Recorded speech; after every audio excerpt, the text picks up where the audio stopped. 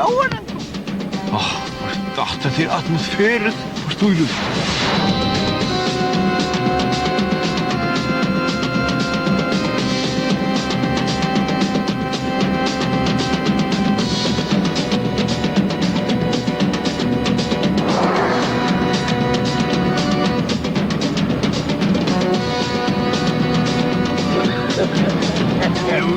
Nu kommer underground sjónvarp.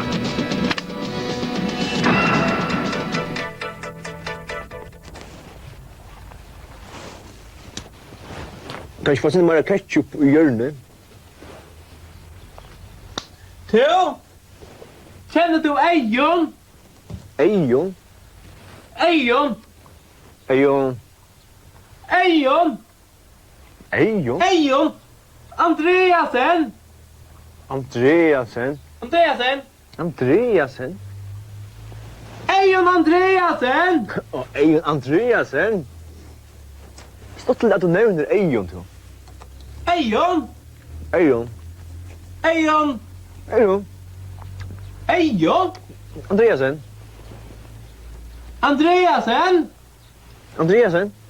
Andreasen? Ejon Andreasen? Ejon Andreasen! Jag har stått till att du nämner han. Du har samma slags hatt som han. Pepper and salt is not good. Sugar is better, man. Is it okay?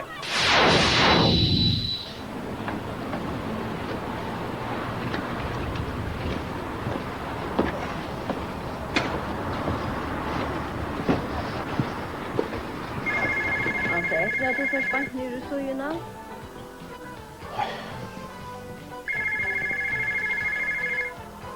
Vi kan stretcha väl ur sojorna och göra det smittligare. Gåan dagen. Tine har ringt av byggnavarstøyre og sernomsted blir fullt tro av skrivstående under mentanormala elstøyren. Vi tar ånekva gjør i løtene for at Tushil ikke tidser telefonene. Haudin en båt til okken den alltid velkomna rinja kvønn dag mellom klokkan 20 og 35. Haudin en båt til okkara kunne din letja det sier til at alvida en uiltån hever joa. Ja, hallo, Rauner heter Ulvor. Jeg sier bare at jeg faktisk kom til arbeidsdag, ja. Det er så forferdelig skype i nått. Og ikke litt av bein langer opp, og så kallt av janveiene. Så, jeg vet ikke om jeg vil si at du vil si den helt. Och nu ska vi stiga upp mot en bord eller ståle och fälla kroppen framöver. Lycka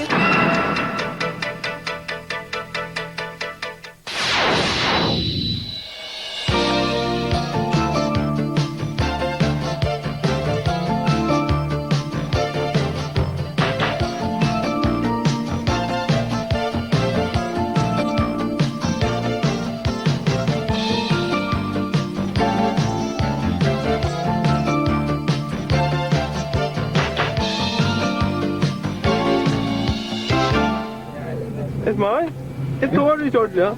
Hår, du har sånt att skruva dig. Jag tror jag Benjamin. Tar du till flick på dig, va? Nej.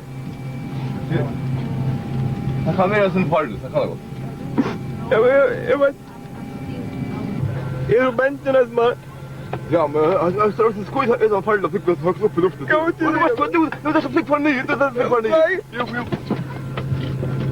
Kan du vattla? Svimma det där kväll. Kom här. Du är skoj klick, så vad det flick på dig nyer. Du är skoj. Kom upp, inte tvattla så du.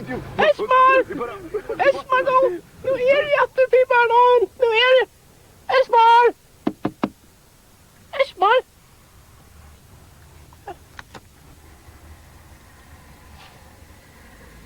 Til mamma. Jeg og Gorun for en forlovelsesferie til Danmark. Hilsa, Esmar.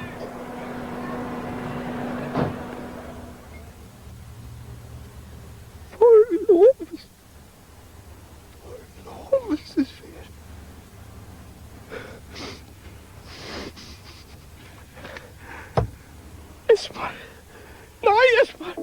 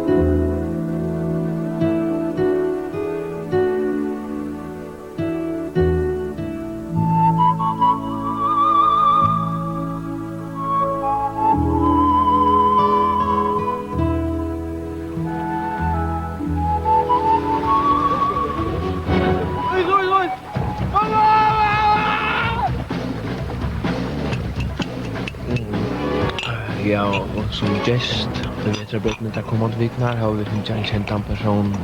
Esmar, her stod i tromkomskålen.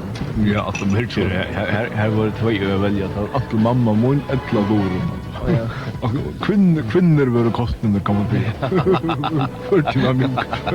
Nå, det er 50 til, så det var ikke bedre.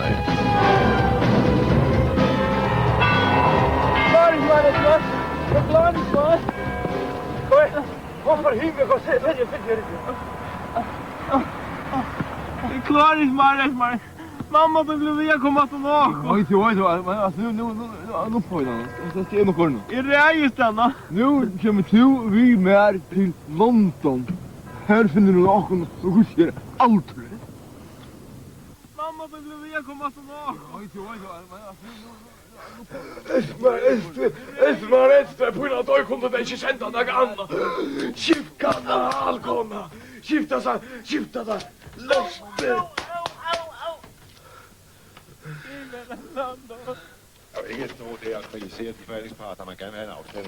Siger altså Per Stig Møller. Og vi skulle nu have forbindelse til Esterøy, der på vegne af det færøske folk i dag har protesteret uden for den danske bank på Kultorvet.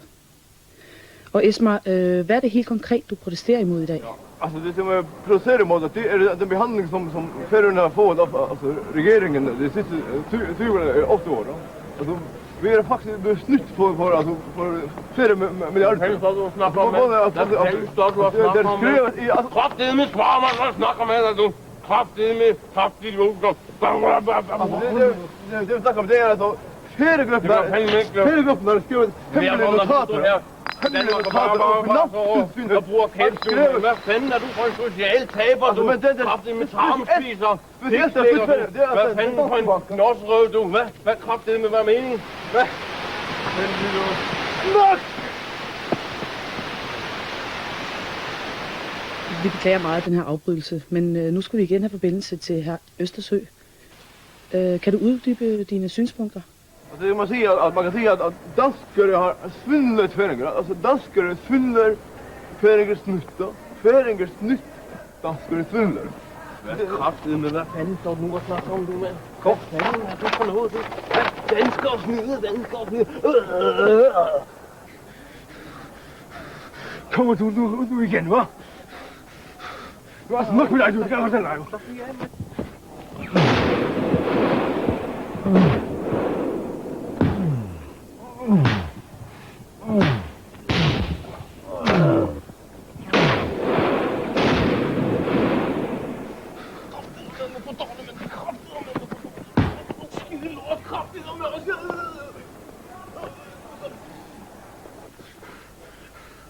Sådan.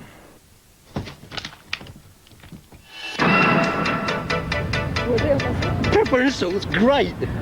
Pepper and salt's great. No, don't sound so bloody rehearsed. Try again. Pepper and salt's great.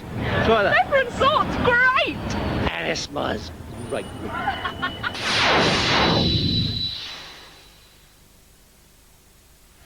Utlendingar crap. Det er ikke, men. En nasjon av gratekonen. Goodbye Piccadilly, goodbye Leicester Square og kvært gråta der konstant regn og barrer som stunder klokken fucking 11 om kvöldet. Eller man kan taka fransmänna. De franske gentene er så yndige og pene og til varskvært du. Jeg møtte en franskar damen av barrer George kvöld. Og så er det et glas av fransk og kvitt og snus. Og så kommer det vanlige Voulez-vous coucher avec moi? Vad ska jag säga igen till? In your fucking dreams too. Jag färger aldrig med en franskare dam som hånger samman av harlack och läppastift och mascara och stinker av fucking kvittlägg man då. Aldrig rätt princip too. Vad ska jag säga igen till? Fattar en franska tjejka så kunde du färra museum och café och snacka om konst och kultur too. Vad ska jag till? Franske deodorant, det kan ikke brøys for mannfolk. Det er fucking livande, pinta, jolatur. Eller teg danskare, en nasjon av pilseataren og ølvombon. Pinta er vi fucking klapphatten, du. Vi så stolte at være danskere. Vi vandt EM i fodbold. Det kommer vi jo på ærbo, ja. Og kvui. Så den hele nation blev utraderet nede i Jugoslavien. Jeg har skammast du. Danskere har haft en som var i Europa bedste nøkron, og det har vært Allan Simonsen og nu Aja Vitan. Og kvui skammast nærmere være danskere. Kvui det folkeslag så usalit. For Luite Speak! Varsågod, kjøtjen mycket lauter bæslig bænker på. Jeg vil også være fæng. Mære som skårer mot rocken i parsene, det bare no way, man. Varsågod, hvis de blir via plagen så danskere, så det bare ut ur kongarusjonen. Fucking løyse! Nei, følger du, det the place. Det regnes ikke følgen, det er så kaldt to get alive. Gemar kvassan landring og brim og øtn og kvirleting og brennevøyn og harsbeslott og vittlan gråt og hestar nåtu. Fuck! Janus, det følger! Det fyrir mannfolk, ikke fyrir seg sololje, deodorant, tjeikarn i Sol-Europa. Det er sånne Bismarck, Napoleon, Olympus, fuck du! Vi tar grummerkampan! Mölsja pott och gott om i mula du, det är en trio som vill lägga. Det är amerikaner, det är en prins, snackar som Anders Anto, Michael Jackson. Varsågod, utlänningar kunde eja sån lors du. Det är shit gamla hit brim barda bulle. Fuck! Pepper and salt? Garbage. Utrolig smukt, hva'? Nej, jeg tror, det er vestmænder, du. Det er vestmænder. Og de er fra Torshavn. Vestmænder. Okay. Så fantastisk. Men dem kender jeg godt, det der vestmænder. Ja. I Reimar, der i Texas, Ja. Det er vist vestmænderbjørk. Vestmænder. Vestmænderbjørk. Bjørk? Ja. Okay. Ja. Jeg troede, hun var fra Island. Ja. Bjørk? Nej, det er her. Okay. Så er vi rigtig i byen, hva'? Ja. Det er Rigtig en aften i Torshavn med vestmænder og Bjørk, hva'? Ja. Ja, kæft, de flugter. Det er bare så flot. Det er bare fantastisk. Så er det rigtig færøsk folklordans. Ja. Kæft med det. Ja, en Reimar, der til Texas buen. Ja. Det skal vi. Ja, det skal vi. Okay, det er fra... Ja, fra Torshavn.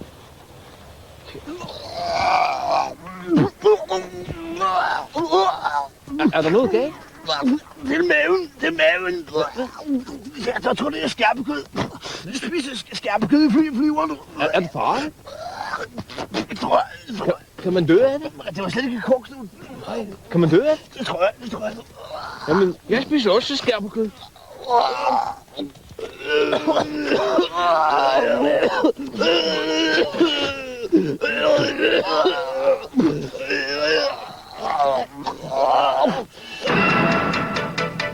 One of it.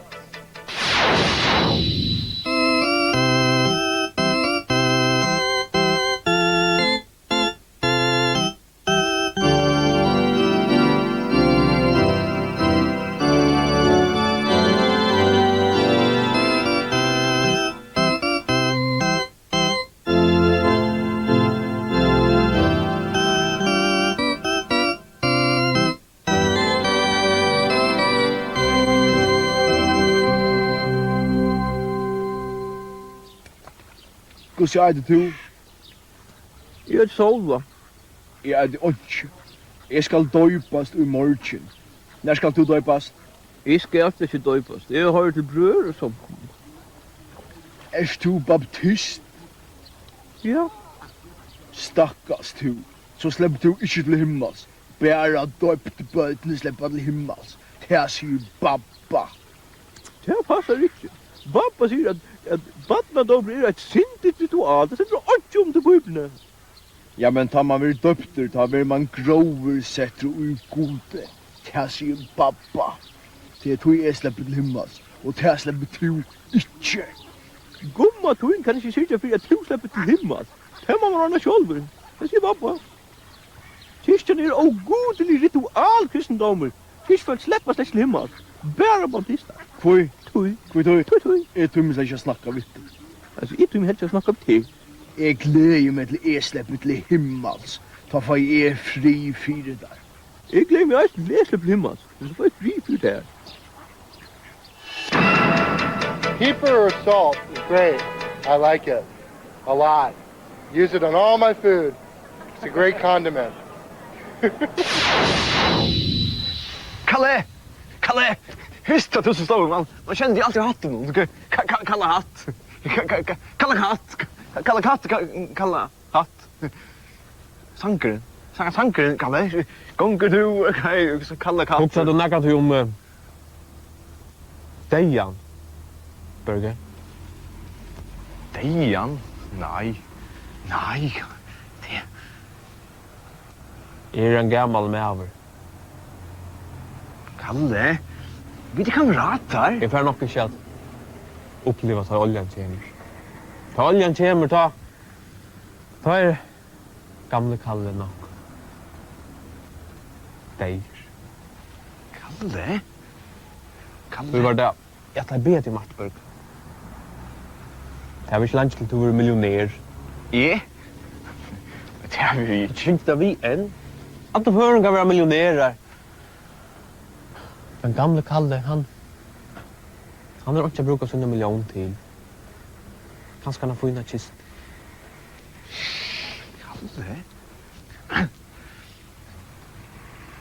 Kalle? Jag har arvingar. Jag har bara tillbörge. Du ska ha mina miljon. Ska jag så ha tvär? Ja. Tuina och mina.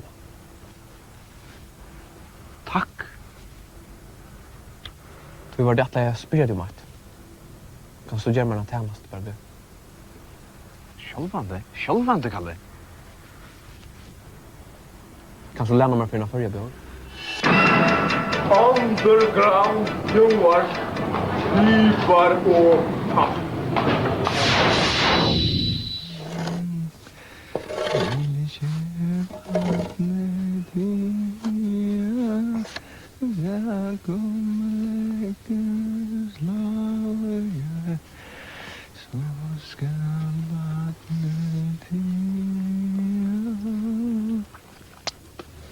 Torgrøymor. Åh, god. Skatteren kommer.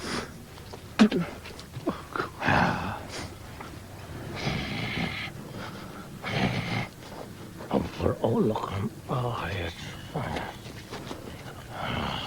Skatteren.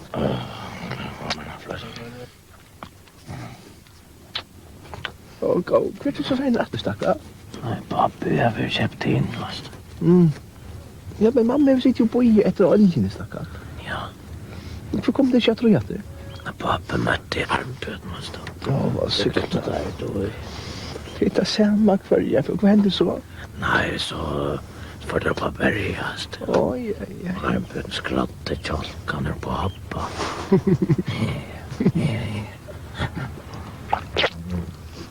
Åh, skatteren kommer. Ja, det är han gott det, och så var det att dräcka. Och kvar är pappa du nu ska snacka? Han ligger outåt ner i fjörn. Jag ser bara att gav mig att krabban när tog det han upp. Vill du ha eldstacka?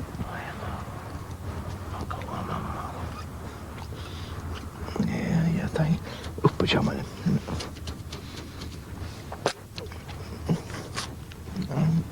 torgrun, chamam. 私たちはサクレクールに来ています。こんなところに来てこんなことされるなんてとても恥ずかしいです。でもちょっと楽しいですよ。せーの。Pepper and salt。Här hörde du. Tigilan cowboy jodel. Nu var på till Lundskog. Här var. Men så då där mer romantiska Paulian. Ja, det var kanske det. Det ständer till lustarna på Ågom.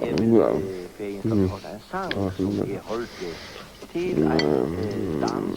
Vad är dansa vi tog i Trondheim? Det byggnadsstyr jag ser någon det blir fullt av skrivstund i mättningar i styren någon. En i London gamla. Ja. Raunor. Halper matrass. Nu? Ja, nu. Det är akkurat här då det har kaffepaus, och vi riskerar att snacka så vi snackar in i kaffepausen. Alltså är det kanske arbete. Raunor upptigen. Kaffepausen. Nej, att det morgon. Ring så att det morgon. Snacka. Nå, det lägger där. Jag så ring så att det nästa vecka. Jag tycker inte vant att du kan få fäder och när till vill ta vid farväl.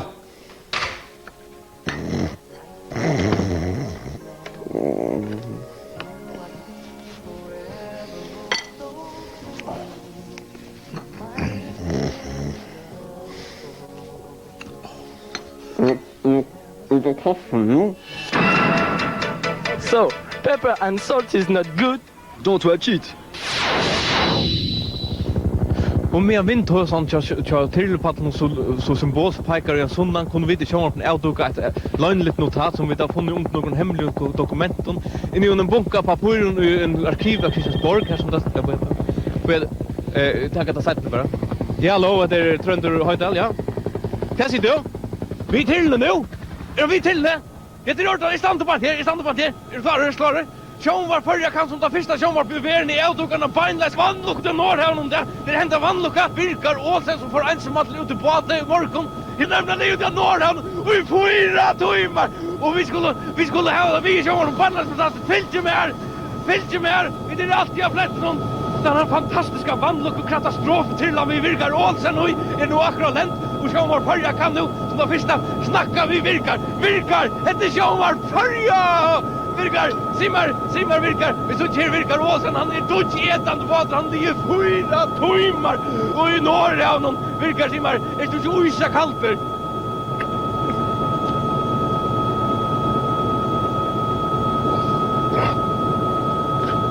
No. Virkar Åsen som ligger här på att virkar simmar, är det så rebebbarratter. No. Men var det så kläv för att till han kom och bjärka där. Virkar också, det är beinless och sjön för jag kan upplysa att det är direkta simma virkar. Är det näka stor hotla ser vi alla hittarna för jon? No. Virkar också årgetort. No. Årgetort! Se jag kors! Du skulle lagt för en svarta att bli bort bara. Vi hör virkar också blir man svarta till allt hon blir vått. Vi upplysa att sjön var för över allt alla virkar ska få allt svarta som man vill. Och det virkar simmar virkar nu då det svarta blir vått. När sagt badren. Signar om hon svarta. Jag har sagt att du ska få men när sagt badren. Låt bara svarta signar. När sagt badren.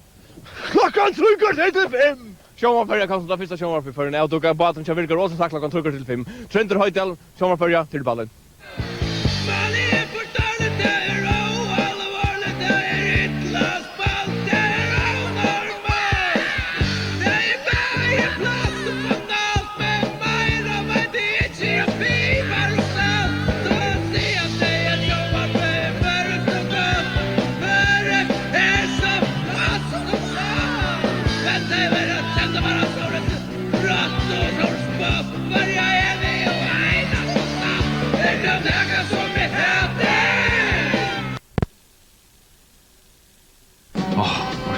Det till atmosfären på studion.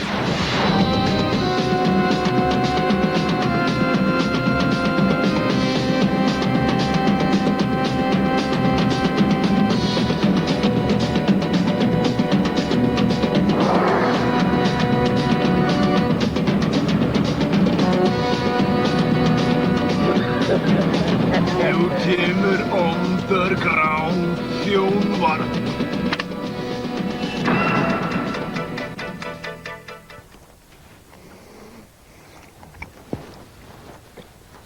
Nej, får se bara ketchup på hjørnet.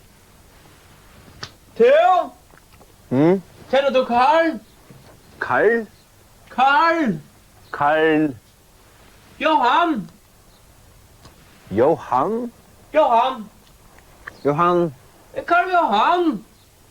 Karl Johan? Karl Johan! Karl Johan? Karl Johan! Oj, glömmer utvalta kvar, men nu molkor och gärre. Nå, Karl Johan Jensen. Ja, samma slags hatt som du. En France, chaque il aime du sel et du poivre. Everybody like salt and pepper.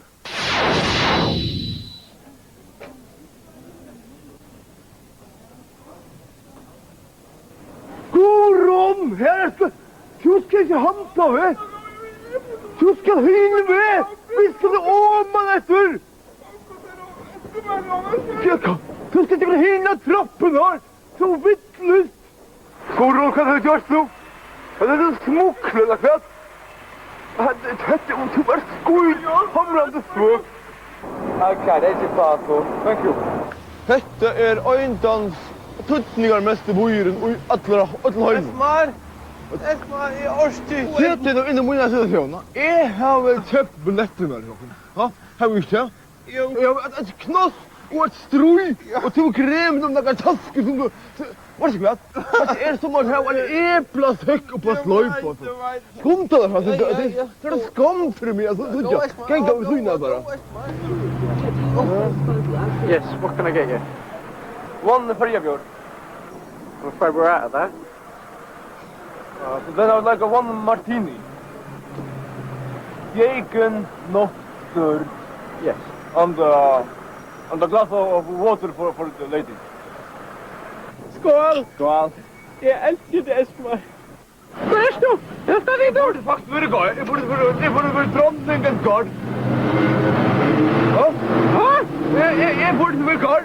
Det är drottningen. Hur är drottningen ner? Ja, nej. Jag hade vakten. Är det gard för något? Är det gard för något? Oj, så han hjälm. Ett här igen. Ja, det är det här. Ja? Ja, det är det här. Så är det så. Filma med! Ett går igen. Nej, det är nog filma det. Jag har inte trott hår det som skatt. Så, tack så igen. Och sucha sin till sex och ut för ögonen av den. Tack så väl så. Tack om er. Ambulansen. Tack. Ambulansen. Bussen med nu. Esmar, jag är. Kjampling. Sicken och knål.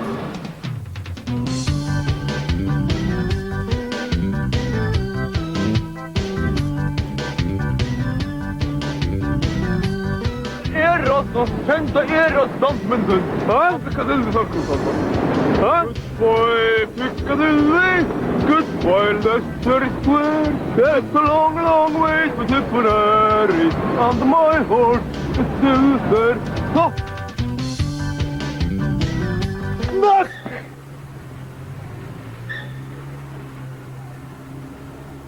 Är appen här och mamma?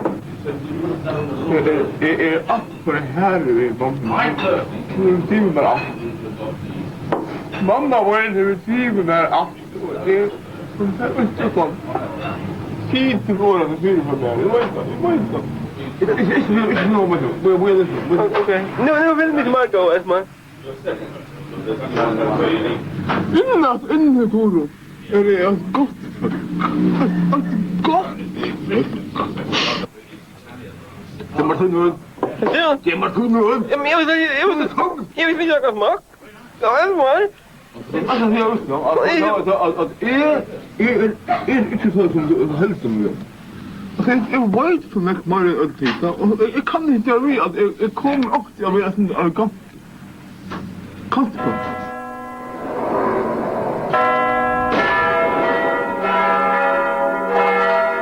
Vi kostar vi svårt vi acceptera det. Och mamma och faktiskt har vi svårt vi acceptera. Lurtar du efter mig? Ja. Ja, om helt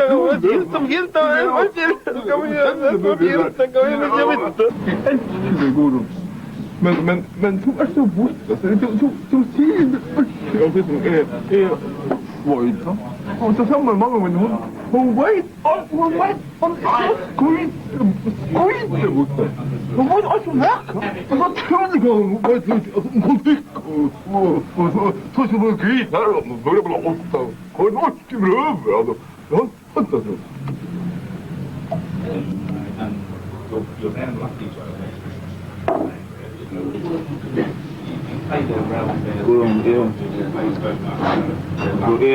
Jag tackar mamma.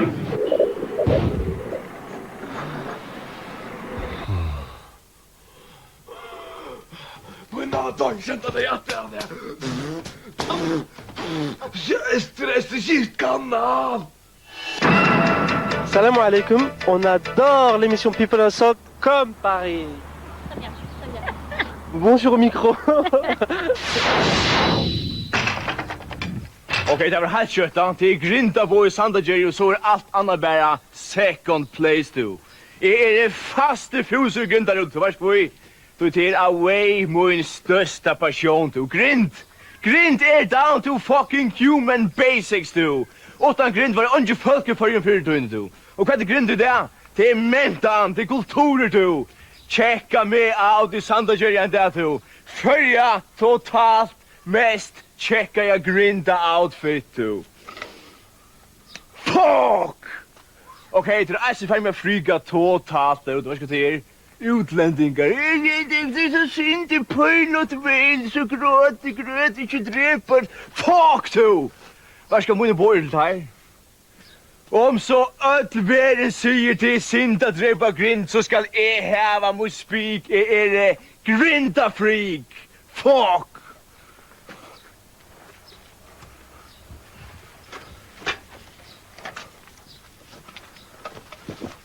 Totalt fight. Raske dränke Grinta dräpe, det är vår lust. Kill or die. Nu kommer underground sjónvarp som under tyngden och hötte. Hypar och sagt. Klack.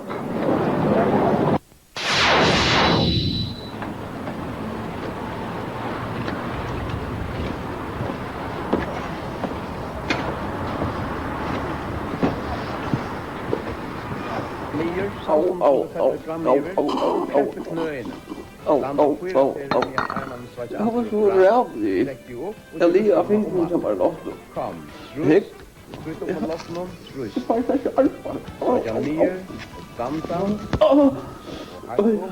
Herheim. Raunur Herheim. Mamma mun säger alltid. Fast du av fingertøyna en luttlan plett. Køyra så i okkur blett. Och vi tackar Det heimar då. Gåmi førisk heimar då.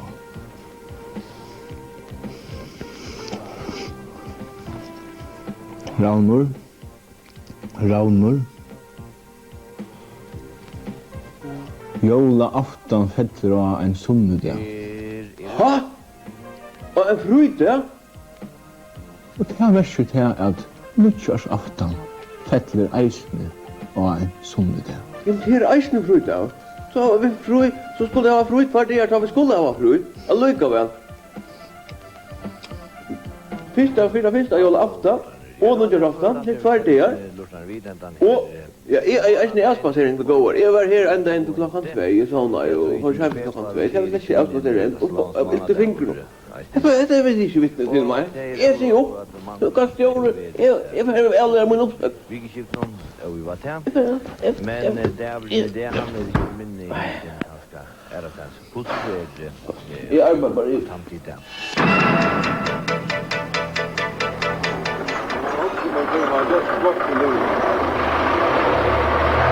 Jag skriver ju speciellt med sådana texter för det. Så tar väldigt orättvist mot Habermas.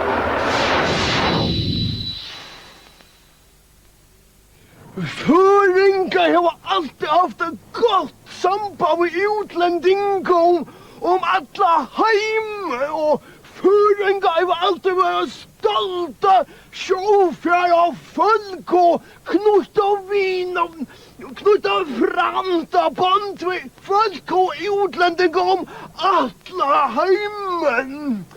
Och det är gott samband med det en utlänning som är ringt för färjan. Det är en utlänning som har koa färjan och på kökna allt och med trälla harro i färjan och han är danskurin. Kurum! Gjord! Kurum! Vad är det som sex du nu? Så! Så det gott! Så!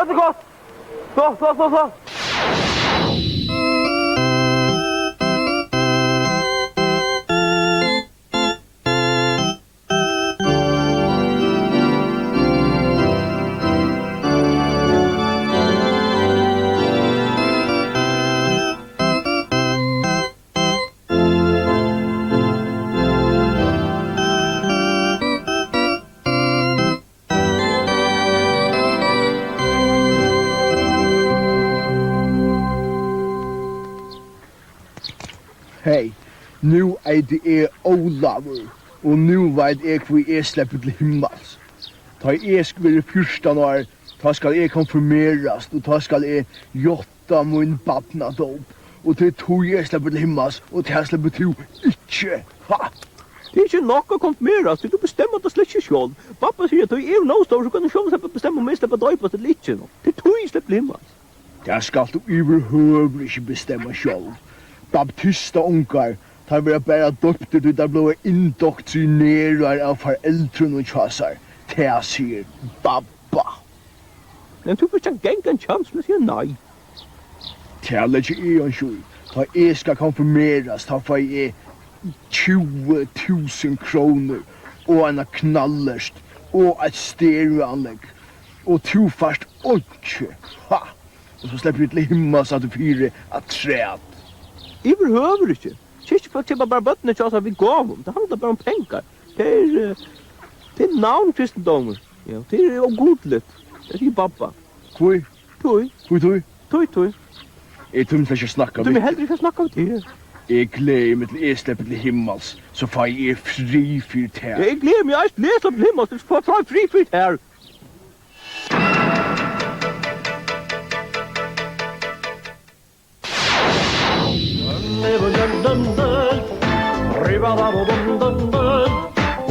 Ja, vi er så kommet til løtene at vi har finnet gest i studiet, og til sånn vinnerne av de fjøra spillene senest. Og senest var det så Virkar Olsen, Virkar av Brygg i Mygladal som vann. Velkommen, Virkar. Nå det sånn at Virkar har nekk omtaler i filmen av seneste vikna. Det var nemlig bakgrunn til hun ofte man er trøttle, som først av Nordhavn for gavar vik så gjerne. Virkar, jeg kan huske meg at det var en av hun hadde løtta. No. Virkar, jeg kan ikke jo for at du kjenner reglene. No.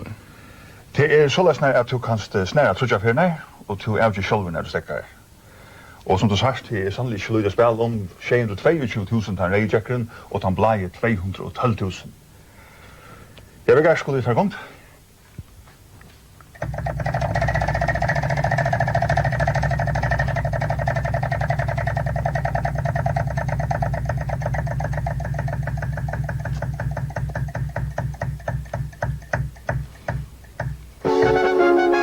Reijakkeren, 622.000. Så lukker vi her. Du sannelig etnesmauer. Nu kan du sannelig kjøpe noe som at. Altså, jeg kan ikke fra at du altså, må stekker her nu. No.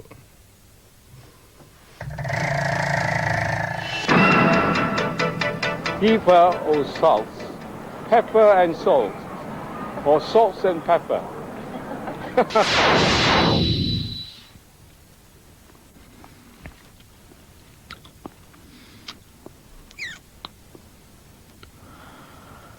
Velkommen til sendingina Vuja Åker skulle i det høyre ta persarnur av fyrstan tog komme til Malaika-lente og mi Abyssinia. Malaki-lente og mi Abyssinia. Nær te. Ja. Jeg har vi alltid meint at det var i 1204 at perserne kom, altså herrer kom, mennene kom, og at kvinnerna kom, altså persienner, kom nøker år seitene. Men nå leser jeg i Frankfurter Allgemeine Zeitung, nei, i Grønlandsposten, i morgon. Her skriver at han kjente antropologeren Agaluk. Ja. At man har funnet sjøl som kunde tøyt og på at han ikke kommer fram for en 8. januar i 1206 før Krist. Ser man det som hypotalamus skulle konfirmere over det. Så dere kunne konstatere at det åkvelige interessant. Ja, nettopp. Åkvelige interessant. Winston Churchill.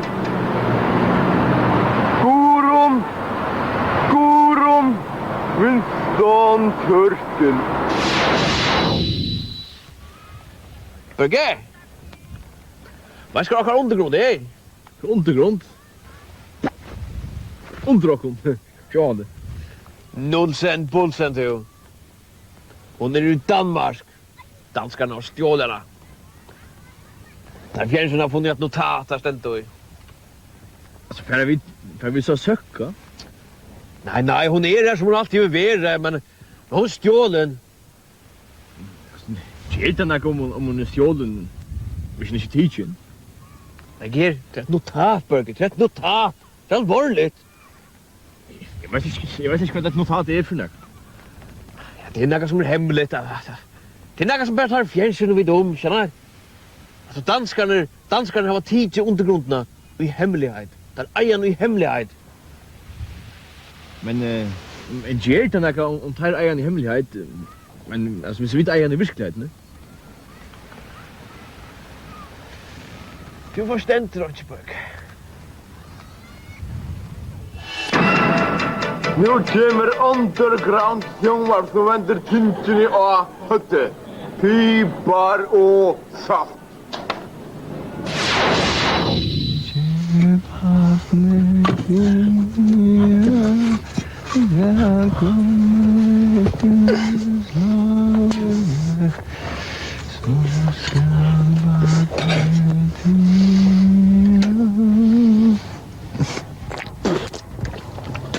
Det er to torgrymer gå. Ja, gå. Skatter. Hvor kommer du ikke hjemme og vekker stålen for en ny stakkar? Nei, jeg ble ettersett. Pedagogen sa at jeg skulle sitte etter. Du ble ikke ettersett i stakkar. God, hvor er det stakkar? Jeg kom til at røyta salje og jare. Nei. Jo, så setter jeg meg etter derfor virkelig. Hvor skal du gjøre sånne torgrymer tid? Jeg kan ikke regne ved en hampelig kone. De driver alt skom ned i min hand. Mamma, gåa mamma. Jeg har nekka vi heim, for jeg gleder det. Jo, du tenker meg? Ja. Hva er det der? Jeg er flatten at jeg salje. Du er et deilig mann. Ja. Har du så pent hår? Så håper jeg at hun er kona du nekker deg. God, takk. Pepper and salt is great. Det er helt fantastisk. I'm impressed. Yeah. I'm really impressed. Me too. Me too. It's fantastic. Hørte du radioen? Radioen, ja. Det var utroligt. Utroligt, ja. Det var ham Elis. Ja. Elvis Presley. Ja, nemlig, ja. Fantastisk. Helt fantastisk. Ja, jeg tror vist nok, han hedder Poulsen. Poulsen? Ja. Okay. Elvis Poulsen? Ja. Han er virkelig god. Ja. Baby, you're great. Nej, jeg tror vist nok, det er Yola Great. Okay. Baby, you're great. Ja. Virkelig god om det her. Elvis Poulsen. Er der noget galt? Ja, jeg spiste noget notte, du. Jeg spiste noget notte. Er det farligt? Jeg får notte, siger du. Tror jeg, notte siger. Jeg tror, man bliver til en fugl, du. Jeg bliver til en fugl. Jeg skulle også spise notte.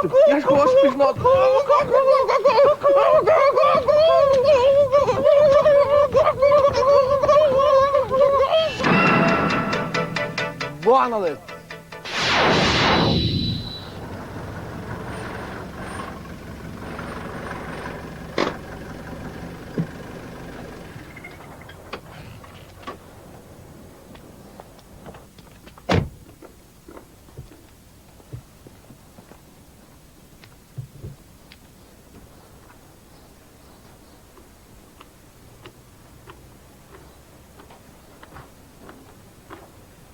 Gåan dagen, jeg ætla meg å vitja pappa min, Hans Poulsen. Ja, det er enda veien. Smør.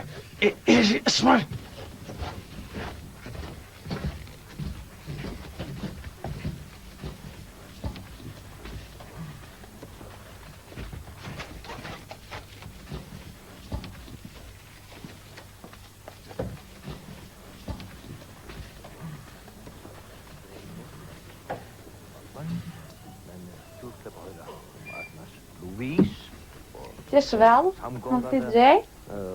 Vil du ta som hesten før noen her? Det er noen høyre, Eivind og... Pappa?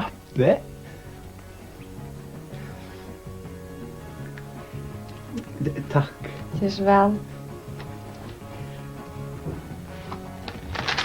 Konkabon?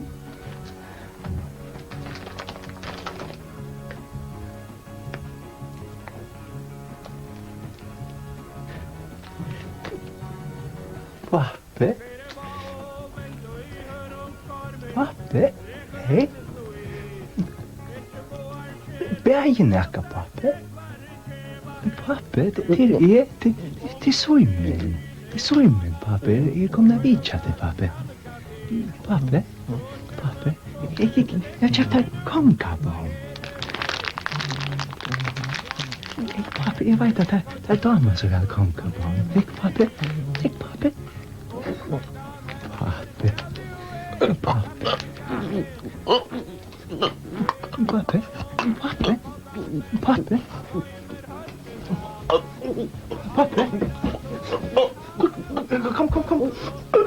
Kom ut til vaskje, pappa.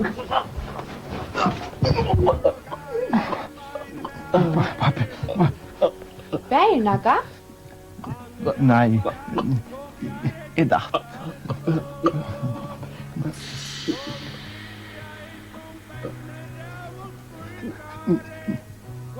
Smakker jo bombe vel.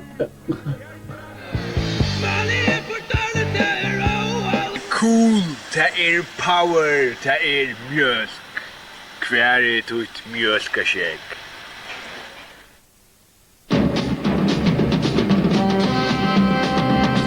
Fjernsynet blir over den. Dachte til atmosfæren forstod du.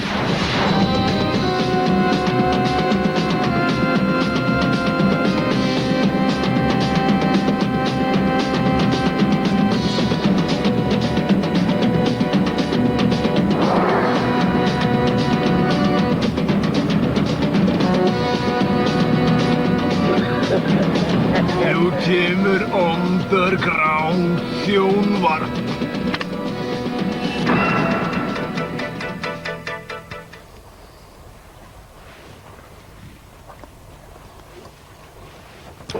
Kanskje få sindra ketchup på hjørnet? Theo! Ja? Känner du åttna? Åttna? Åttna! Åttna? Åttna! Åttna? Åttna! Åttna? Åttna! Åttna ketchup? Nej! Åttna också rätt. Åttna dal? Ja! Så klart du nämner åttna. Åttna! Åttna? Åttna! Dal? Dal? Ja, åttna dal. Åttna dal! Jag såg att nämner han bor i Hattavik. Lincoln! Gorum! Gorum! Lincoln! Lincoln! Gorum! Lincoln! Så! Kom då! Så!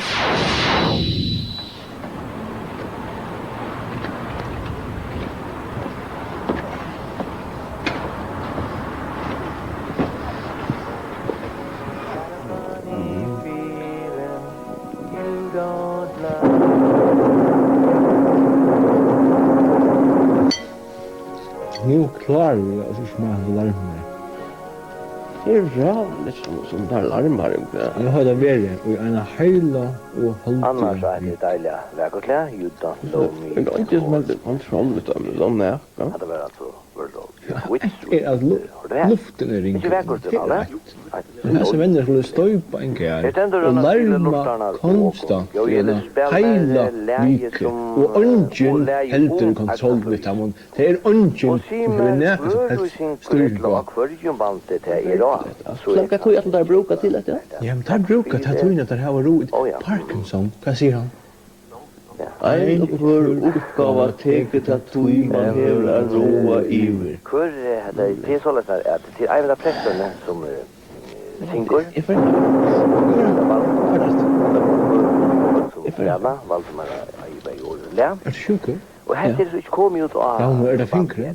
Nej, det kommer rockni. Det kunde men han är annars kört att se det där som är ett smite drömmen så där. Ja. Men sluta på höra om Agnes Louise. Och det är ju samgångande så som heter för den här. Där de höra. Måste för time så. Men så förstår allt arbetspress. Alla mina blir förstår isen det kan inte just. Det är alltid det. Man pressar inte så själv för mig för det heter. Vi hade Thomas bara. Kom. People are sauce. We look like idiots, don't we? Korda? Okej. Sjón förja kan som ta första sjónvarp i förjun är och nokkur lögnlig notat som har li under en bunka sjön i Otterudmalran och Köpmanhavn. Att NATO-stöden i Mjörskadal hever en lögnlig kommandcentral i NATO i atomvapnamål. Men det. Vi kom. Sjón förja kan. Det händer en olycka. Vi stanna. Det är realligt. Du är uppe i Arle. Sjón för jag kan avduka att hända färsla och ha fått för Mörskadal och NATO-stöden i Mörskadal. Det är realligt. Detta ser realligt ut. Det är lite av räklotor och det är äldre och ödlom hen och här utanför Mörskadal. Och vi vet inte. Här ligger Krasner. Simar, det är inte virkar Olsen som ligger där. Virkar kort du för kött. No. Virkar ser ut till att vara rävliga punkter. Simar, det virkar heter ju öljan ilt. No. Det virkar Olsen som ligger här utanför NATO-stöden. Virkar Olsen satt ut siktabälte. No. Virkar vi skulle ringa efter ambulansen i bana vägen. Simar, du är bannlös i sjömarpen. Är du inte glad? No. Heter näka sia virkar Olsen som ligger här bant och vid höjra kosta bräkar och i voltrar att han fyrer bant till äldre. Det ser rävligt ut. Det är rävligt. Det är en ordentlig katastrofa. Och sjömarp heter bannlös på. Så gör ni för ser allt bannlös. Virkar heter näka sia. Jag kan rutla och en svarta. Det ligger ju fyra så. Jag vet höra läge så virkar han är gången läge som alltid han är så glad för att livet virkar. No. Virkar Simar närfart och hemman ifrån. Det kan rutla och en svarta. Ja, virkar att vi hörst Tors Barnes i Sjönvarp och Simar närfart och hemman ifrån. Det kan rota. Är det kunna svara på spårningen som Charles spelar när först hemifrån? Klockan 5:05.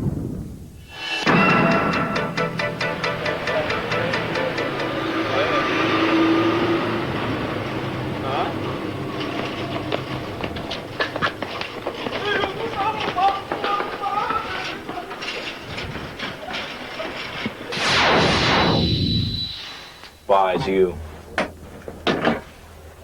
Fuck. Föringar. Vi møter med alltid snakk om føringen i London. Det er anglofiler. Okej, godt nok. England er en tjoa vinnarna. Nelson, kicks ass. Churchill, Hitler, Anna Verskruj. Fuck, the winner took it all. Men kvør stod 18-4, det gjør det vit, det gjør det føringar.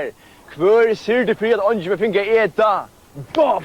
En saltfisk av Borg på en morgon og så ut av bomba turskare.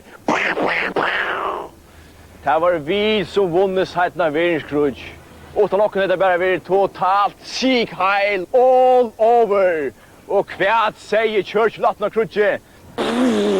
Den førisk innsatsen shall never be forgotten. Sjående til annars at alle døy i hungre. Men kvært han er nemlig blivit totalt forgotten. Spyr mannen av gøden kan vite om at her er ikke en skitu.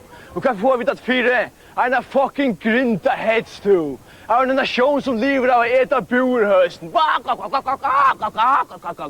Nei, du vet eta kvæl.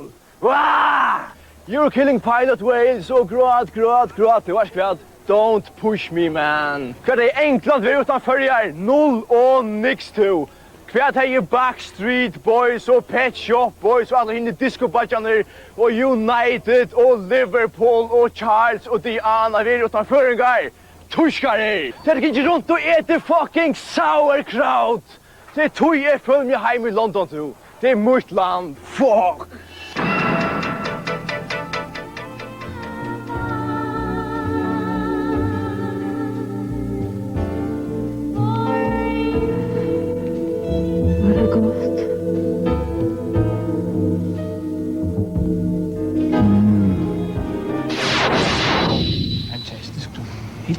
Fantastisk mad, hva'? En færøsk mad, helt fantastisk. Utroligt, altså. Man bliver enormt stærk af det, ja. Ja. Altså, det er derfor så færøsk mænd, du. Ja. Kæft, de er stærke. Ja. Ham der Regin. Ja. Regin. Ja. Regin Gugtesen, ikke? Ja. Regin Gugtesen. Nej, jeg tror, det er Voga der. Okay, Voga der, ja. Han er nummer 8 i verden. Jamen, der var i Nashville, ikke? Ja. Nej, jeg tror, det var Mauritius. Okay. Han skal være nummer 1 i år 2000. På Hitlisen? Ja. Er rigtigt? Ja, verdens nummer 1. Helt fantastisk. Ja. Kæft, det er utroligt. Ja. Han spiller sammen med MC Reisdorf også, ikke? Ja, jeg tror, der er noget med, at han lugter hammer eller sådan noget. Det er noget med hammer. Okay. MC Hammer? Ja. Okay, så det er Regens smiger? Ja. Okay, det er fantastisk mad. Fiskekalve, fiskekalve. Fantastisk. Er der noget galt? Jeg spiste nogle graninier. Ja, man, det får kviksel. Jeg tror, det er farligt. Kommandøren? Det tror jeg. Jeg skal også spise graninier.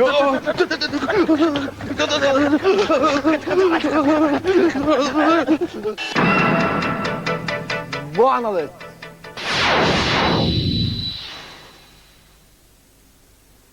Utlendingar. Her vil jeg sige som Herakleitos grep.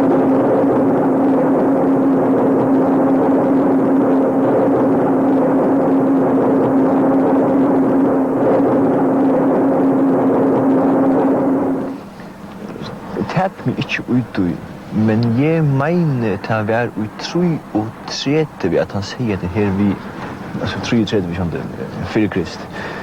At okkur fyrst for høyre hette året utlendingur nevnt. Pepper and salt is not good.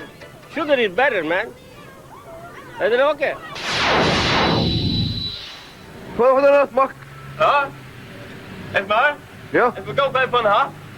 Ja, alltså vad ska jag då? Det var ju din då era flytta ut så poäng var det möjligt att. Poäng då vet. För du var med mig ett här och vad man poäng. Bäst du. För så. Esma, gå Esma. Kom bara till mamma den där. Vi tar det bästa skarvan är så god. Here in London, here through the station. Is Esmar here? No, he's not. Esmar is right here. Oh, him, no. I saw him just 2 minutes ago. He went, okay, thank you. Esmar. Kokosvanken av alla bullet av mer. Vad säger du nu? Tekniker till här, det har du aldrig så gjort. Röt för tvack. Ja men go Esmar. Röt, jag tog hörm armon där ute. Go Esmar. Se vad jag förstår det var.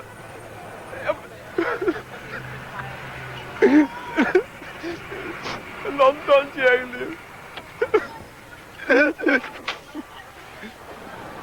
Men kvar är han och så stackars jag ska det missa sån så. Ja. Who's in Esmar? Do you mean Esmar Estroy? Esmar, yeah, my Esmar. I saw him at Trafalgar Square. Where can I find Trafalgar Square? Well, follow the pigeons. Follow the pigeons! Esmar! Han täck på! Jag fick på när det är med Esmar! Jag fick på täck på Esmar! Ja, men du ska se vad de är med! Ja, men då är det ju! Du skulle klicka! Jag trodde nog var det mellan det! Men nu... Jag ska se vad jag köpa katten! Ha? Köpa katten så att jag tyckte här! Katten? Ja! Är du ska köpa katten? Jag köper det här ivre! Vad ska du säga? Det här ivre så ska bli I want corn! Ha? Skonta där! Så! Köp katten nu! Så! Jag kom nu! Kom nu! Och det är så predikten så! Skonta där! Ja, men vad kan du göra? Ha? Vad kan du göra? Du ska se vad jag äter, du är svenskar! Jag faller! Ha? Jag faller! Det var det inte! Du ska se vad de vet! Ja, men det är det man tar inte att jag håller! Kan du få inte? Vänta för dikten, kväll!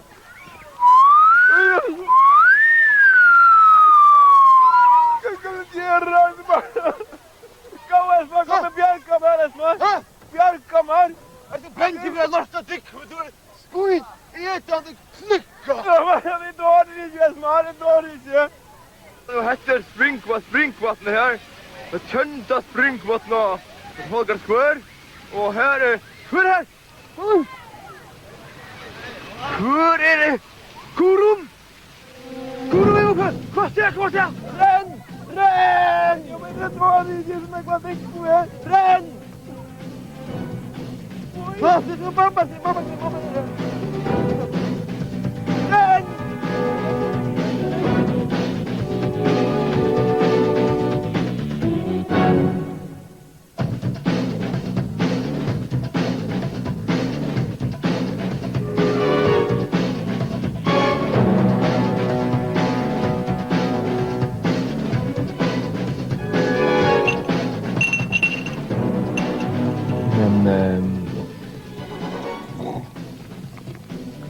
Esmar, här ser det också hattisligt.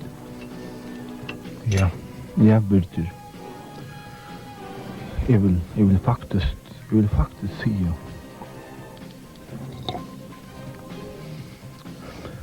Kryttest.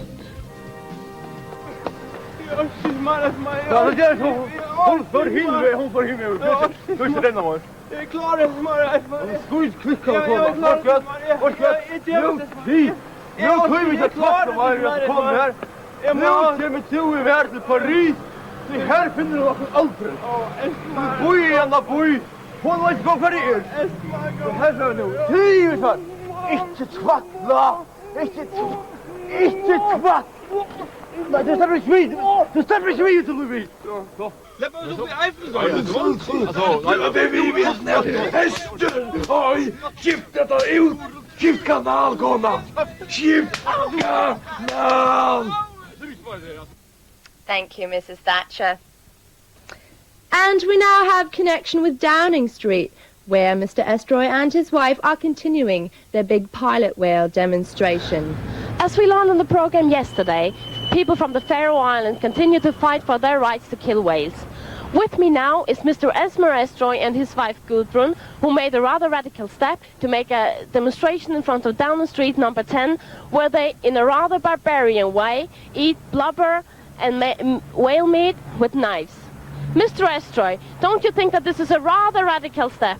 No, absolutely not. As in comparison with what English are doing to the Faroe Islands. They are almost ruining our chance to get food, so we must strike back and do it very hardly. But Mr. Estroy, you are aware of the fact that pilot whales are a threatened species? No, it's not. It's not. No, absolutely not. It's full of it, every place. No? But it has been proven by statistics from Greenpeace, hasn't it? That is why I am standing here and eating blubber and grind. Blubber, grind and blubber. Blubber, grind. No?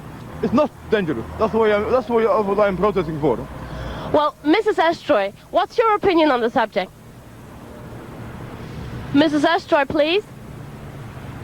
Esmer, not coming, man. Not coming, man. She does not speak English. She does not speak. She speak, but she does not speak. Thank you very much. Well, you can say that the Faroe Islanders strike back strongly. Strongly.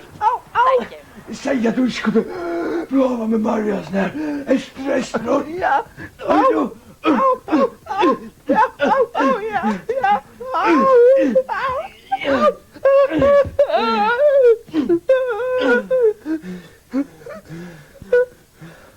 Nu, sitter du där. Älskar du mig igen?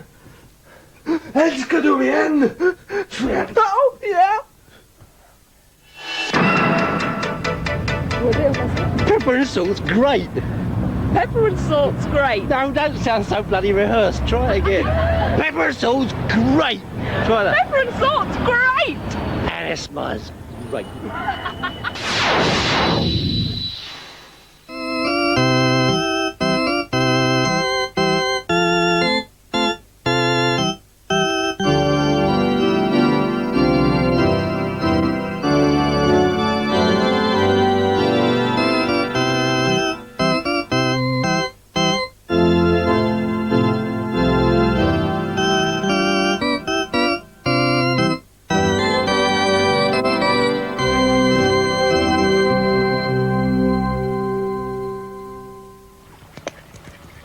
Vet hva pappa sier?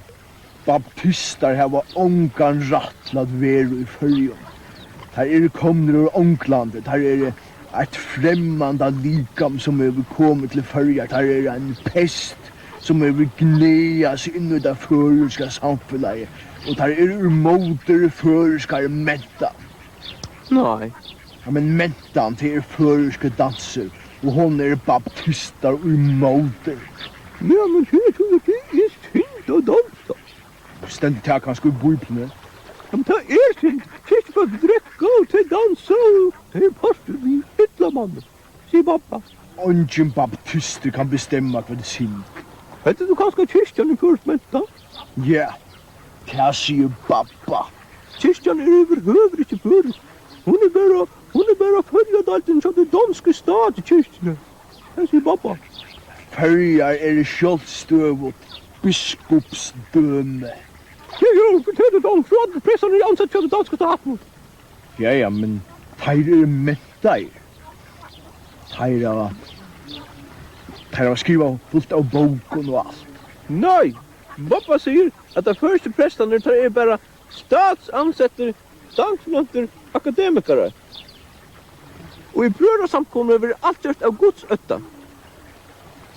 De første prestene gjør ikke utan å få danska løn av fire. Pappa, han sier at her på en aldar gamla føreska mentan. Pappa sier at her på en aldar gamla danska mentan. Kvøy? Tui.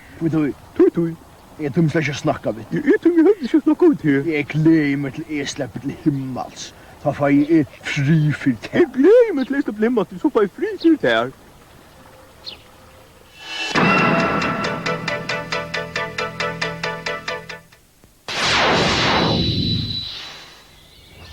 Okay. Se vi kommer för till bara. Så inte jag som vinner det. Kom för sig här. Jag vet inte, det ligger någon särskilt fyra som var konflikt. Inte någon fyra, på en dag, du är unker och på en dag viril där. Du skulle på en dag kunna haft näkt vad damer så skulle det. Men alltså, det är så riktigt att snacka vid konfolk också. Inte att snacka vid konfolk. På en dag är du smäg, inte det är sånt där om inte vara. Man ska vara fräck för fram. Hur ska du är? Charmera det. Det var unker du. Skåre Kalle, han var skulle bära känt för sådana mål. Nej, så han får bo in till. Här lopas tror vi har en ril att namar ungar läckrar smäckrar. Jag kan gå för det där. Tävar är det är då. Hej. Hade sondag på från mig.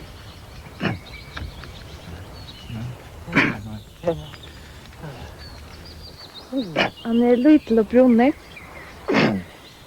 Wow.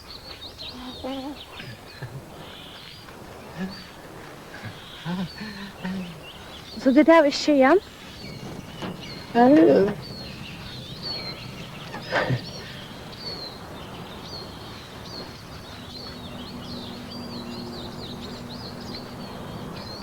Nå, men tack för det.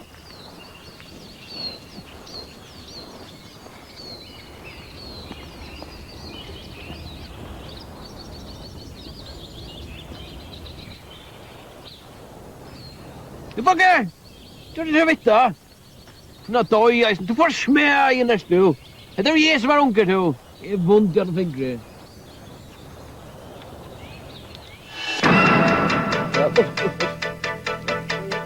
Kom där. Alltså Esmar, han är min största idol. Men jag är i Paris nu är färdast. Och jag har gått lite grind och spik. Men pipa är salt till hopplöst. Det klarar jag inte annars. Om inte annars kunde jag sända synkroniserad franskom. Det har det minsta man kan göra.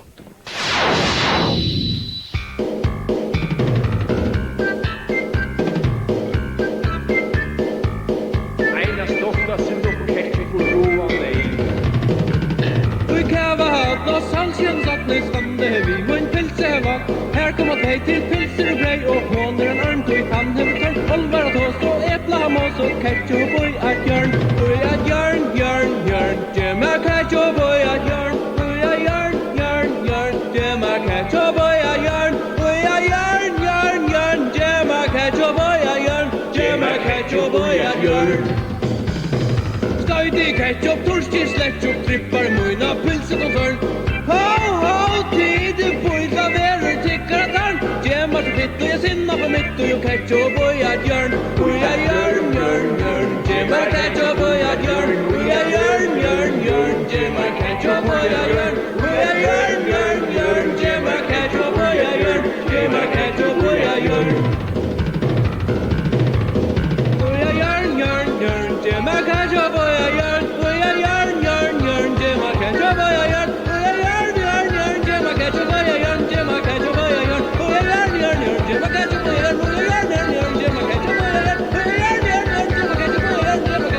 hjörn. Gemma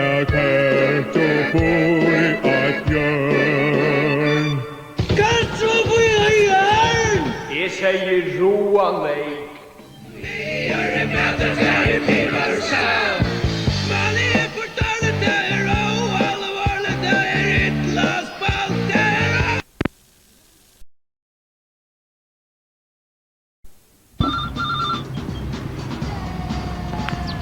Till Katrin? Hej, det är Peter. Du ska till mig kväll. Jag är en avtal vid Hildur om att få biograf kväll, men jag finner han inte. Så jag tänkte kanske to ihop kommer vi. Jag kom bara vita.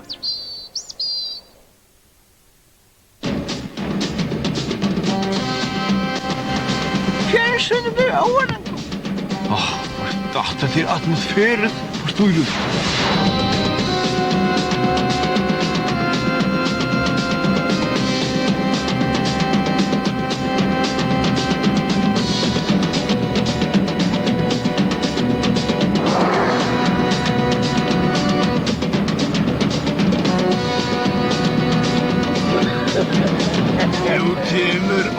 Underground sjónvarp.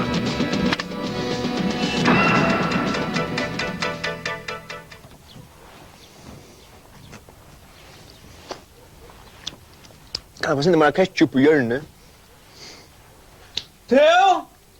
Känner du Hans? Hans? Andreas? Andreas? Djurhus? Djurhus. Hans Andreas Djurhus? Och Hans Andreas Djurhus? Ja. Stå till att du nämner Hans. Hans? Andreas? Andreas? Djurhus? Djurhus? Hans Andreas Djurhus? Hans Andreas Djurhus? Jag står till att nämna han har kanske inte hatt som du. Kalle! Have you seen Kalle? Kalle? Kalle? Kalle? Kalle? You don't know Kalle? No. Kalle, he's my comrade. I don't know Kalle. I am French. You're French, oh. Yeah. He's a hat, you know, he's a hobby fan. I don't know. No. No, you don't know? No. Kalle! Taxi! Well, we would like to go down to Tower Bridge. Tower Bridge. Du stod så gott. Esma, gå kan ner på tyckegummi? Tyckegummi? Vad är tyckegummi? Ja, men tror jag tyckegummi? Vad tror du kvart? Det är rart att jag blir tyckegummi. Ja, men vad du bara va? Är inte så lustigt. Vem är upphörd? Jag tycker att det är god. Måste röjna upp för att måste höra. Och tu, guru. Och tu, och Esma. Håll allojna. Jag tror helst att du känner mig. Ja. Och nu får vi upp på Tower Bridge. Och här ser vi då omkant verket. Ja.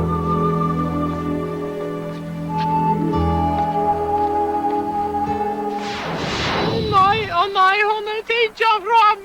Ja, så där ska ta vara. Är nog för mig och för gåm. Nej. My sunshine. Mamma! Renn! Esman! Ferreira! Ja, Esman, men här kan man säga att du kanske är inte crushed.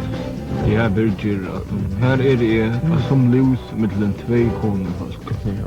Okej. Renn! Hämta mig koron! Skunta! Ta vill du för Karolina ta lopp igen där Esther. Giftkanal! Komma giftkanal! Thank you, Mr. Clinton. The Faroe Islands, having been under constant attack for their killing of pilot whales, are now striking back. And with me now, live from London, the ambassador of the Faroe Islands, Mr. Esmar Estroy, and his wife, Gurun.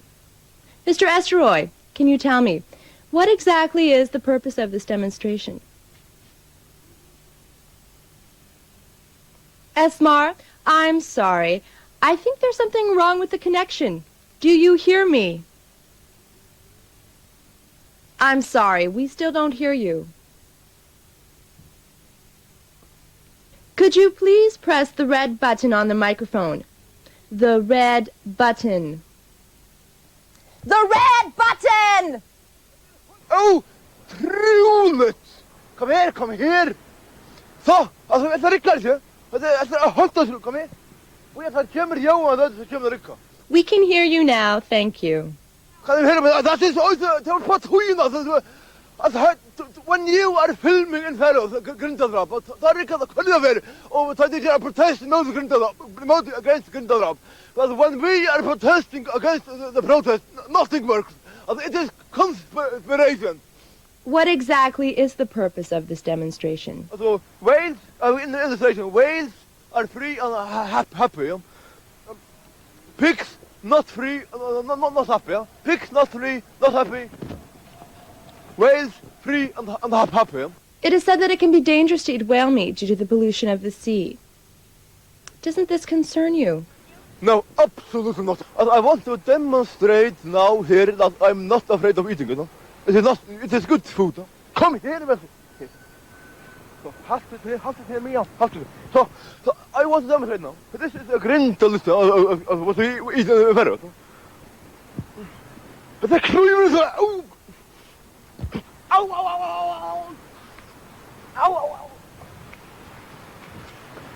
Hvad? Esmar? Esmar? Det var stivt.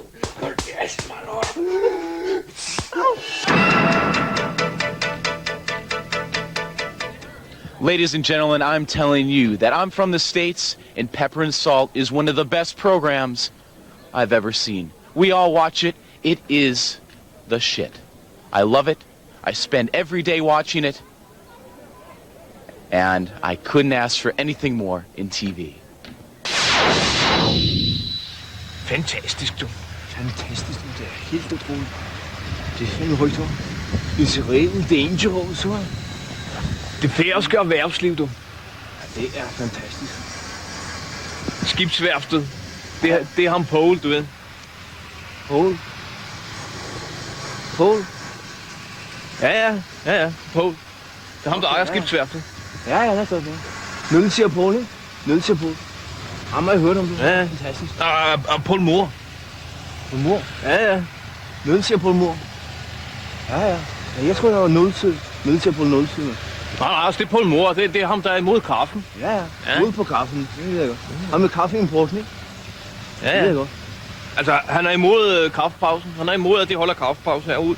Ja. Det er ham med tepausen eller dem der, ikke? Ja.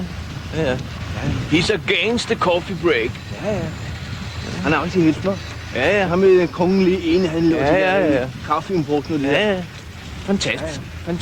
Utroligt. Helt fantastisk. Nul siger Paul Moore. Utrolig helt. Ja. Fantastisk. Er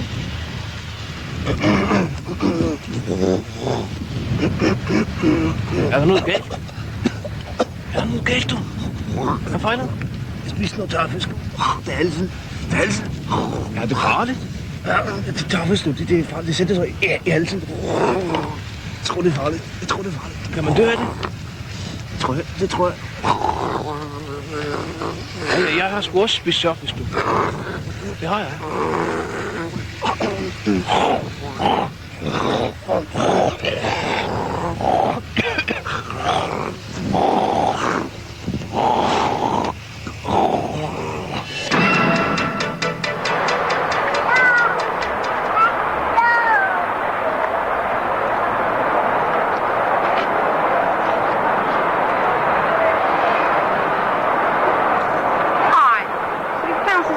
Tonight, honey. No.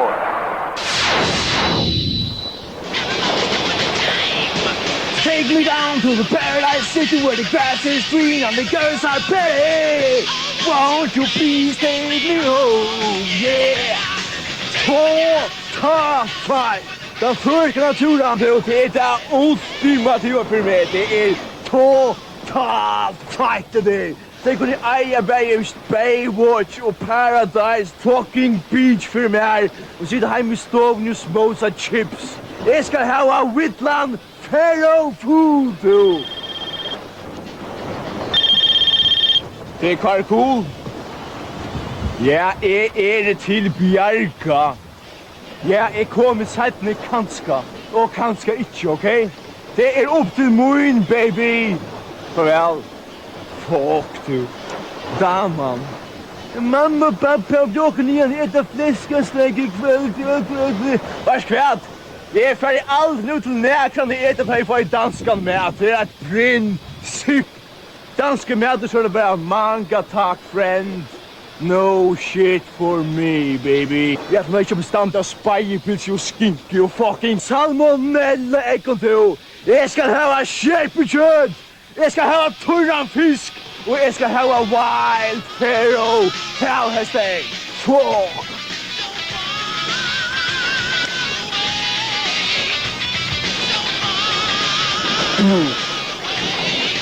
Jeg har vel respekt for mannen som bjør damen og fransken der på borger vi vin og fucking Franterstein. Varskvært, føriska damer er førisk natura. Der skulle temjas. Hva skal feia sånn mannen? Forneg flæskasteig. Det er jo fucking halve danskar her.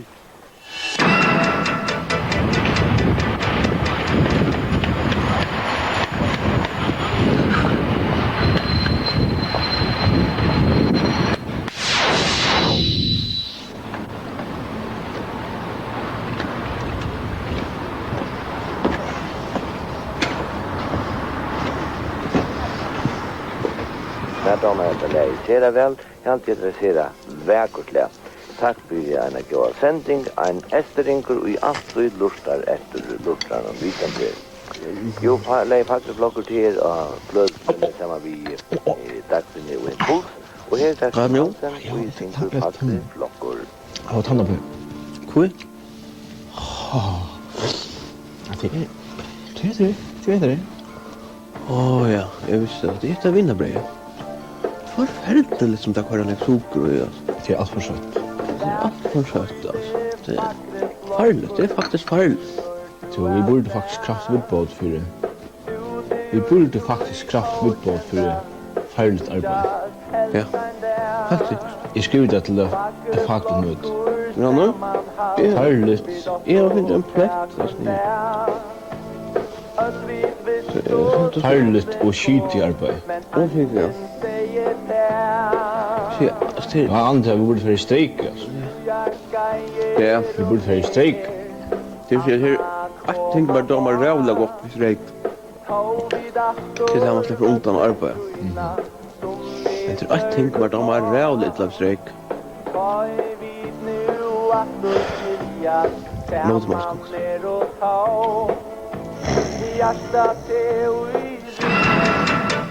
Get something into it this time. No. Go on. Right. Go on. Go on. The government boobs. All right. Pepper and salt, great. And that smile's great.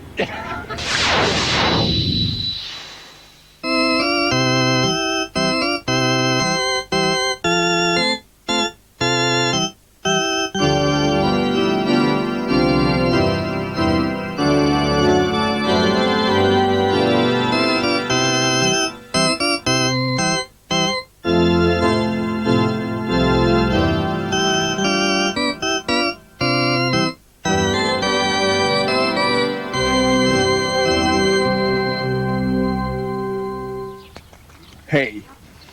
Du säger till att jag kyrkjen handlar det bara om pengar. Det passar överhuvud inte till att säga babba. Han säger till att baptistar huxa bara om pengar. Överhuvud inte? Jo, de råttar sig samman och de hjälper kvar en öron och de köper i handeln kvar en öron och de en stater och i staten. Det säger babba. Det kommer omkom vi för det vi gör att det alltid är frivilligt. Vi tvingar omgång till närkan. Det säger babba. Det är kyrkan. Överhuvud inte. Jo, att må betala skatt till kyrkorna. Eisne, det är så mycket gängare. Och det är orättvist. Det säger babba. Ja, men hon är nejo. Hvis hon inte vär så slipper inte föringar till himmels. Själv fylltjande mamma betala sin för att släppa till himmels. Ja, jag släpper så inte till himmels, jag knäcker kyrk. Ja, men det är upp till tog. Hvis du inte tog med till himmels, så måste du om det.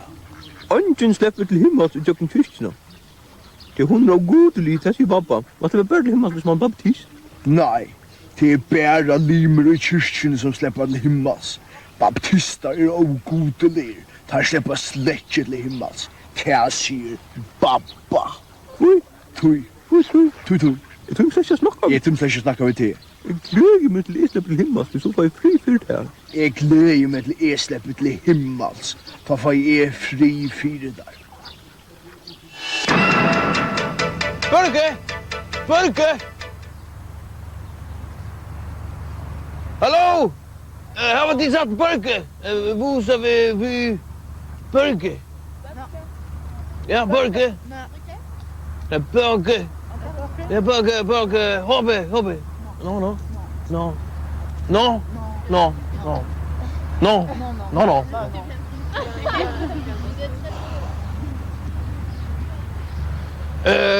Du, bosa väck vid Børke. Hallå. Det är väl som...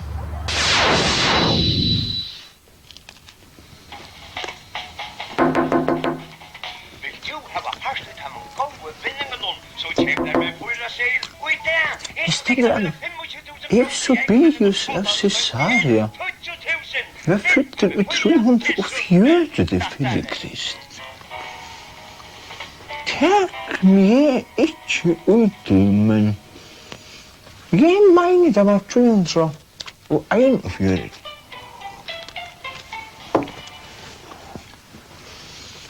Strøye mellom grekkar og turskar rattindene til øyne Kypros at kjekna opp. Førverande muslimske forsett Erbakan. Som var settet fra juni i fjør. Og juni i fjør hever høyt av Tanso Killer. Om at her strøye mot grekar. Hvor skal hava rattindene til Kypros. Det var herren som sette Erbakan. Det var turskiske herren Yusuf Rafshan Gürses. Og kravte at Erbakan var settet fra. Men her stod det sammen. Men alle standa partene sammen. Mot Killer. Som hever lagt. Lialigere linje. Mot grekar. Og spåringen og Kypros. Stod i La Republika ikke vært. Samræringar vera og i kommande viku mellom grisko og turkisku stjørnuna om eina løsna spåringen om Kypros. Og møguleikanir fyrir en semju tíkjast ikke vera gauir. Vi var.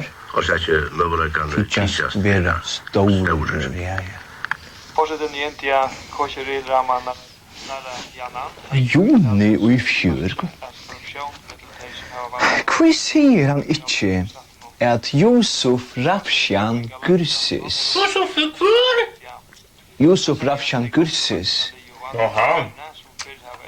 klokkan 15:33 den 12. juni i 1996 etter Krist kravde at Erbakan blev sett ifra. Forferdelig i flatus, tjata. Salam alaikum, on adore l'émission People and Sock comme Paris. Bonjour au micro. Sånn stakkall. Dette nå så. Drøm det så pent. Så skal mamma sitte altså etter, og ikke for å hente, stakkall. Tja, mamma, tar det krømme gå. Vi skal lave noe søvården litt med. En søvård? Ja. Ja, boja mamma skal vite. Hva skal søvården være om? Krutsch. Om krutsch, boja mamma. Ja, gå, ja. Einar for hvert en med som skulle halshødjast. Dette var i førjun fyrir tøyen, jo. Og han så naturlig pent håret som jeg var nå. Og så sier han vil ikke at det skal komme blå opp på håret, som da jeg bøylen hødde av noe. Så at han fikk en annen mann og halte i håret, så jeg sa at han ikke skulle hente, vet du. Og ikke skulle dolkast av blå. Og så kommer bøylen og hødde av. Og i tøyen hødde, ta rikker han hødde til så at armene ikke tøy som halte, det var under øksene. Og bare armene stukket først det her. Ja, det var godt. Det er ikke noe så men nøye så ikke. Nei, han... Mennene hilt jeg, dette var så stortlig med av, så det hilt jeg at han skulle slippe av livet. Rett det, ja. Ja, gå. Det er ikke noe så stakkall. Det var ikke en god søva. Det var grunn gå. Det var en ringsøva. In French, everybody like pepper and salt.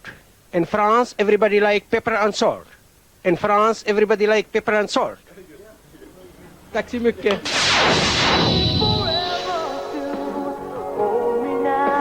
Alltså det är halt en utlänning där. Alltså utlänningar, ta som främmande George Motorvis utlänning. Han är främmande George Motorvis är själv.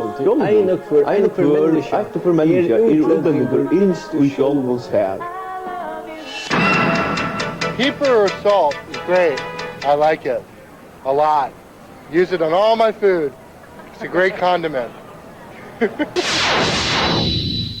Mitt hjärta pumpar fyret där. Blaue tjökn och lagrannar tjannar. Och tröste så högst det på slär.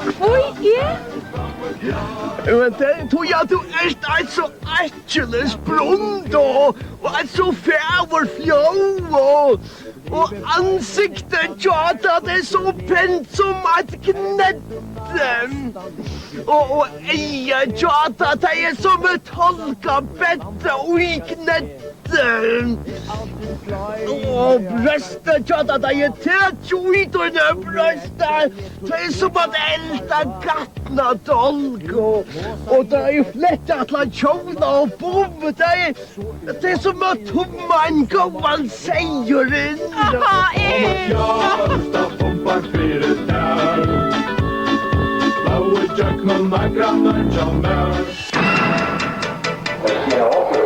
Esmar, gå vakna.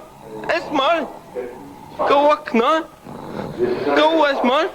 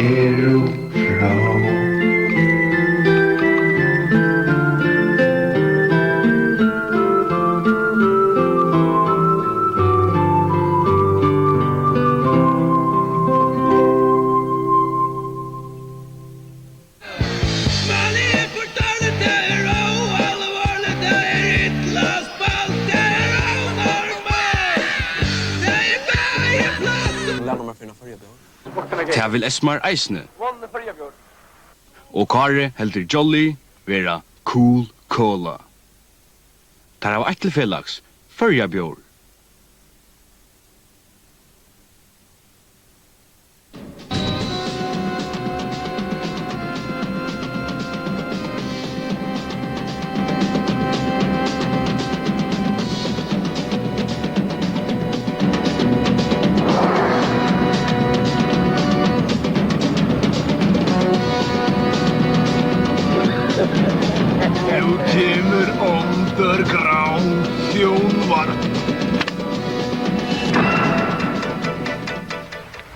Skal du ha sennep? No. Skal du ha leip? No. Skal du ha pilsbrei? No. Skal du ha pilse? No. Skal du så ikke ha? You. Ketchup i et hjørn. Kjenner du Jens? No. Marsten? No. Knudsen? No. Jens Marsten Knudsen? No. Han er samme slag hikve som du? No. Pepper and salt is great.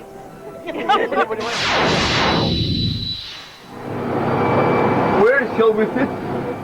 Nej, det är inte. Det är så lätt och gott. Ska det vara nere i bilen? Ja. Excuse me, have you seen Esmar? Esmar? No? Oh, no. He's with a girl. She's not good for him at all. No. I haven't seen him, no, sorry. You seen him? Never seen him? Never seen him, no. Oh, shit. Oh. Ja. Vad är allt det rätt någon? Är det har Ismar? Jag tänkte att vi ville komma till kvinna nu. Jag tror allt var rätt nu. Är du kvinna? Ja. Sing. Är du inte med? Sen kom. Va? Du var inte kameran och skolp. Du skulle klicka. Såna. Ja. Nu. Du skulle klicka. Ja, Esmar, men så kom man till Paris. Ja, alltså det här akkurat den för mig. Jag har det gått. Men jag tycker att god makker som melder at han har alla tror jag. Ja, alltså jag vet, alltså men hon har tänkt på att det alltså koppförsel var realt alltså tungt då. Det var inte som tidigare om skillning på bridge. Men alltså, jag känner kommer faktiskt också. Så sträva kan det vara.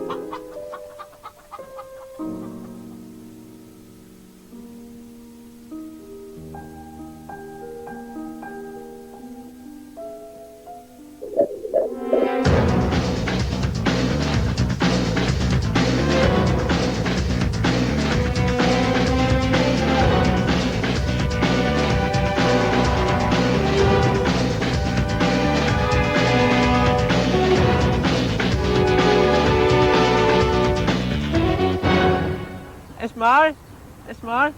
Ja? Gå, kan jeg få en is? Jeg har ikke råd til å kjøpe den is forstått. Gå! Nei, det var onkel is. Nei, jeg ikke millionær. Det er helt utrolig. Esmar får akkurat ut, men jeg kan ikke si at enda scenen som vi sutja her minner nekk om en scene fra filmen om Siste tanke i Paris, Siste tanke i Paris. Til første hår til høyre, spiss og sanna. Men det her får med å huske om her var vi en førerska film. Det nægget vært ute førerska film? Ja, det nægget filmpolitikker overhøvet ute?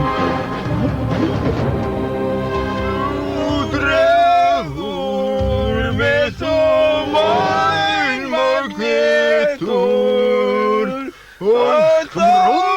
Kom fink ordentligt.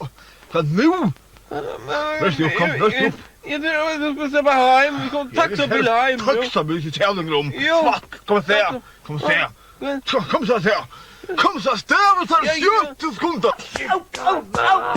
Esmar. Gå, kan jeg få... Jeg har ikke råd. Gå! Nei, jeg ikke millionær. Det er helt utrolig. Gå! Shit, så at det loste! Jeg har ikke råd. Ramor. Jag har köpt. Takk til bare, jeg som bare. Bare myntligt til leis. Annars på jag har alltid här vid ett nekva måltøyer om dagen till morgonmat och middelmål och dövra till fittar man snägga. Ja. Så jag doserar till en måltøy om det. Helt upp förresten smaka såna sandwich wienerbröd vid köttbollen och persillesås och pannekaka och lagkaka och klottsteg och persille om man har. Nej. Ich will persille. Jag får inte tycka jag.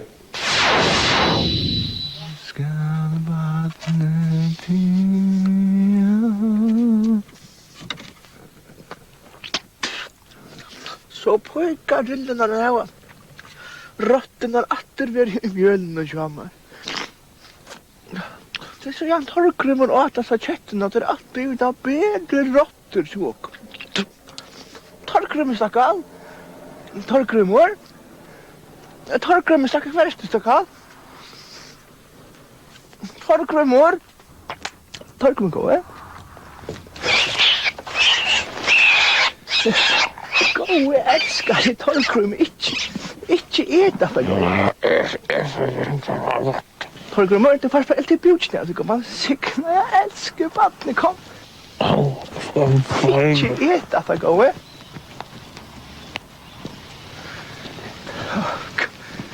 Gå, torkrymmer.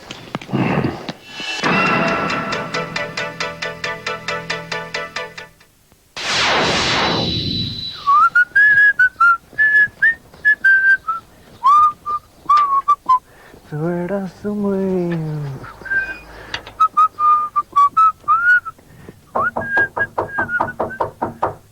Ja. Simar, kvad vill du unge med vår? Ja, nå, jeg tenkte på at det vil skifte etter navnet så til som blir så moderne på alle sørste sørt, og jeg vet ikke, jeg tenkte faktisk på å gjøre det samme. Ja, det är rätt unge med vår, det är gott. Att du väntar till danske svörste spitletungene bätje och helt leidar efter råtene tja där. Efter mergen och efter uppronan hon. Att du att du vill sätta förest i hasade. Simar, hur ska jag eida din? Samal Olsen. Samal Olsen. Kira för ett navn för äldre då jag var spilt och en band om vi. Nej, det var bättre eida okkur vi meire goss och okkur vi råt, okkur meire merja. Samal spik, samal terre, samal tö, samal åttnavever, samal vappan, samal socknaronkel, samal rausfjadel, samal kvalsputja, samal toskarhad, samal grunnesen, samal desvejer, samal vägger, samal åttnavever, samal kavån, samal färjar, ja, samal färjar ska du eita. Nei, ikke akkurat det som jeg tenkte på. Nå, jeg forstiller meg også som Samal Mylius, etter en sånn Jørgen, du vet. En France, chacun il aime du sel et du poivre. Everybody like salt and pepper. Kalle! Vart du skal i håpen nästa du? John Petersen kommer ut på 600 i håpen nästa du. Vi knusar där runt. Børge! Vill du giftas med mig? Giftas? Kan det inte? Du är inte nervös. Jag är inte nervös. Kan du inte vi? Nej, du är inte blöj, ne? Det är så till tipsplay. Det kommer nog inte lov om att män som inte får några kone, det kommer bara få sig för namn. Jag säger, vi bara får några kone. För gammal och du får lite begåva. Inte penne. Betyder det så att vi bara kunde... Så fylsligt. Jag har alltid yngst med. Alltid yngst med omkring som går hem och ruttar, stövsugar, smular mätpacka. Ta där på i iver, ja. Ringer hinner hem. Så jag bor över natt framåt. Jag blir för sent. Ta här vi om kan ringa till. Du var där jag också säga att jag vill ofta yngst med haft den. Jag har ofta inte haft en kon. Men hvis vi bara skulle... Så vill jag vara med avren. Bagalla, ha? Skal jag gänga runt där och stövsuga som jag mätpacka? Jag ska säkert gänga i kjola. Jag tror mycket inte gänga i kjola. Det är inte det, Børge. Det är inte det. Du ska bara smira med mätpacka och stövsuga och... Vad är kona min? Nu vill jag att skulle göra män till kone. Det här är ju skujtsvärde. Politikare. Ja, det kallar jag. Ja, han sen dribbar om. Välkommen. Det är Børge. Hej. Ja. Vad är det? Tills gör det. Ja, okej. Jag må färdig, Kalle. Okej.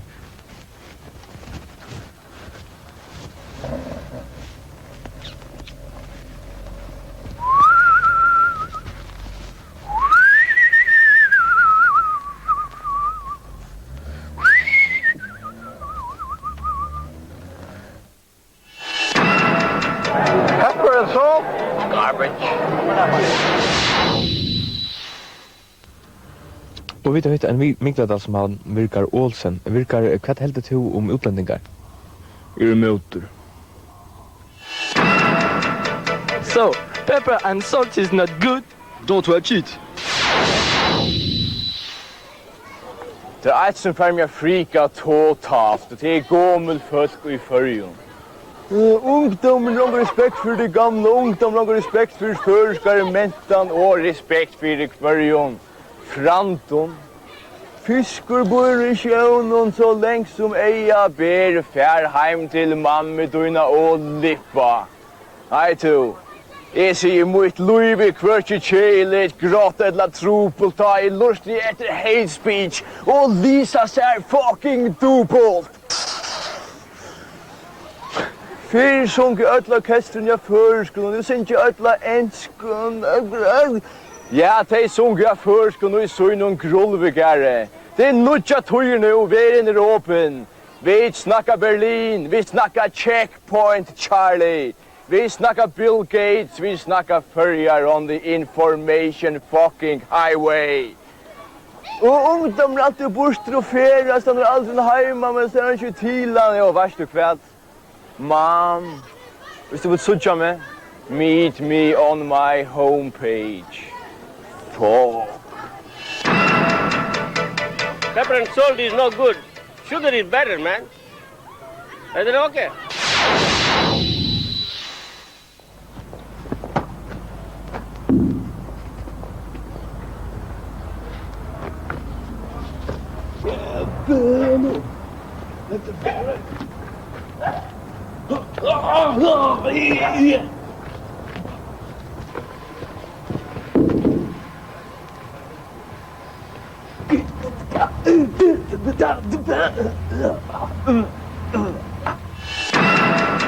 Pepper or salt is great. I like it a lot. Use it on all my food. It's a great condiment.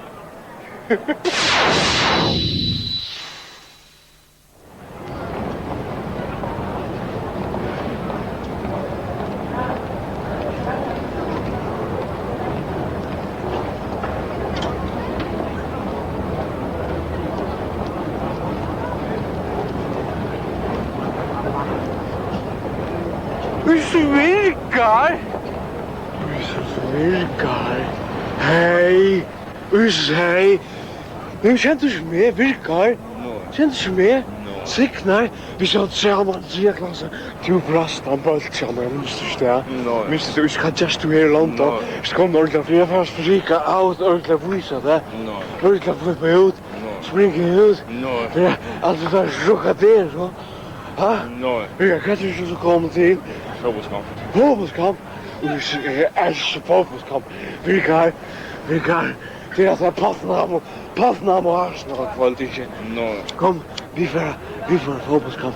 Vi får fotbollskamp. Passnamo Arsenal. Tottenham, ja, det är bra. Tottenham, ja, nej. Vi får fotbollskamp kvalitet. Jo, vi får fotbollskamp. Så får vi där station. Får vi där på. Vi diskuterar. Jo. Och så får han kommun. Jo. Kom. Jo. Vad ska jag? Ja. Rastan fisk. Ja. All right, så äter bara rastan fisk. Ja. Kom.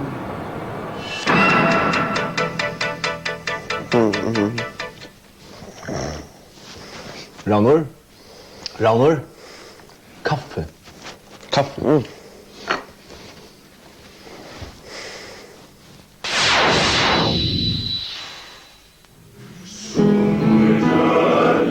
Fantastisk, du. Fantastisk, altså.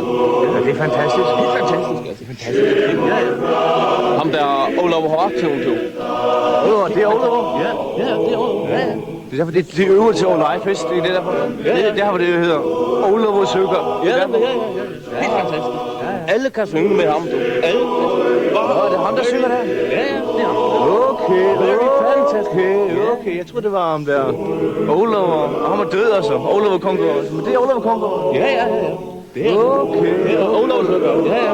Alle kan synge. Okay. Han kan få alle til at synge. It's very fantastic. Ja.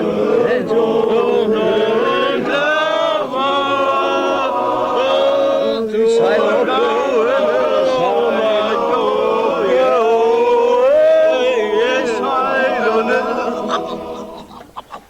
nu galt? Er nu galt? Spis noget pølser. Jeg kan slet ikke tåle dansk mad. Er det farligt? Kan man dø af det? Jeg tror ikke. Jeg skulle også spise pølser. Jeg må have noget fast mad. Jeg må have fast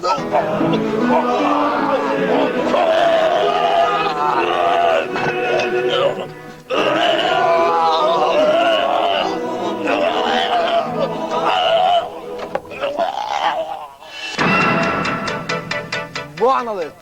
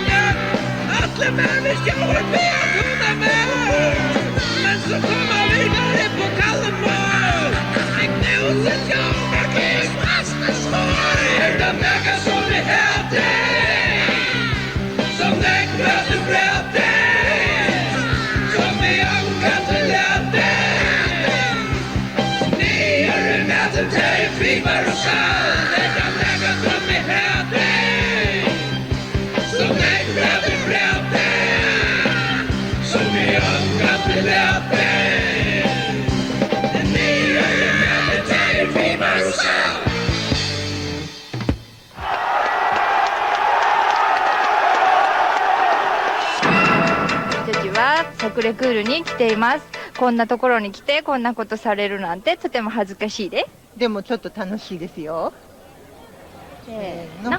Pepper and salt。Eina pilsi. Ett och till! Jag sinnop, stoktanleik och brei. Kunde jag finna sindra av ketchup och ett djurn?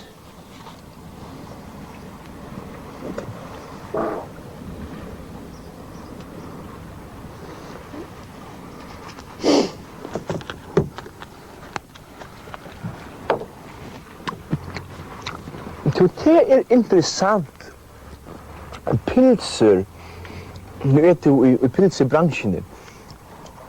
Det var i tjej och trettivi att Herbert 20. januar och tjej och trettivi att Herbert tjej 800 tjej 30 att Herbert 800 tjej för Krist att Herbert von Schnitzel begynte att göra pilser. Det var i Ashkarbenistan.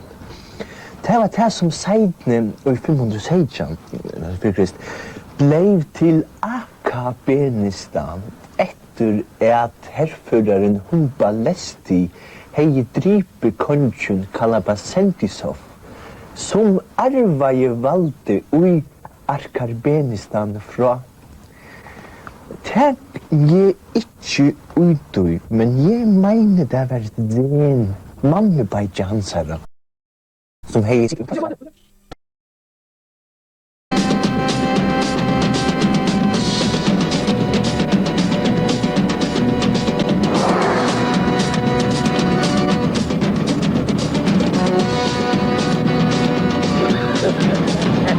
Kemur underground sjónvarp.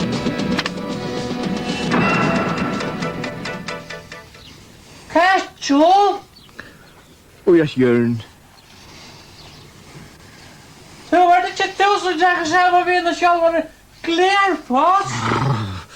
Nei, jeg kan ikke sammen vi. Heidi.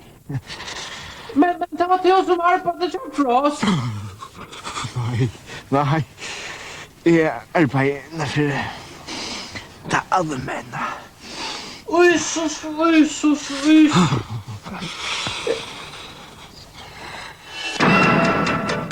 Get something into it this time. No. Go on. Right. Go on. Go on. Look at the boobs. All right. Pepper and salt's great. And that smile's great.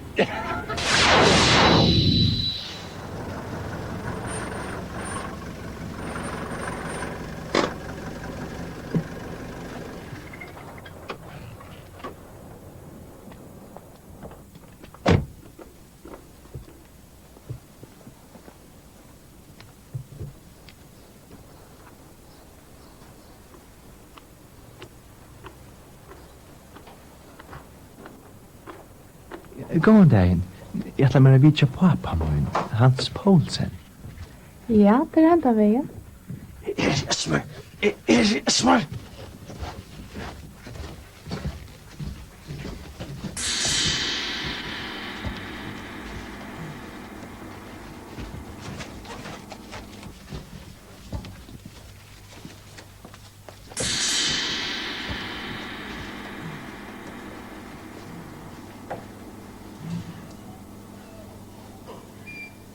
Det er så vel.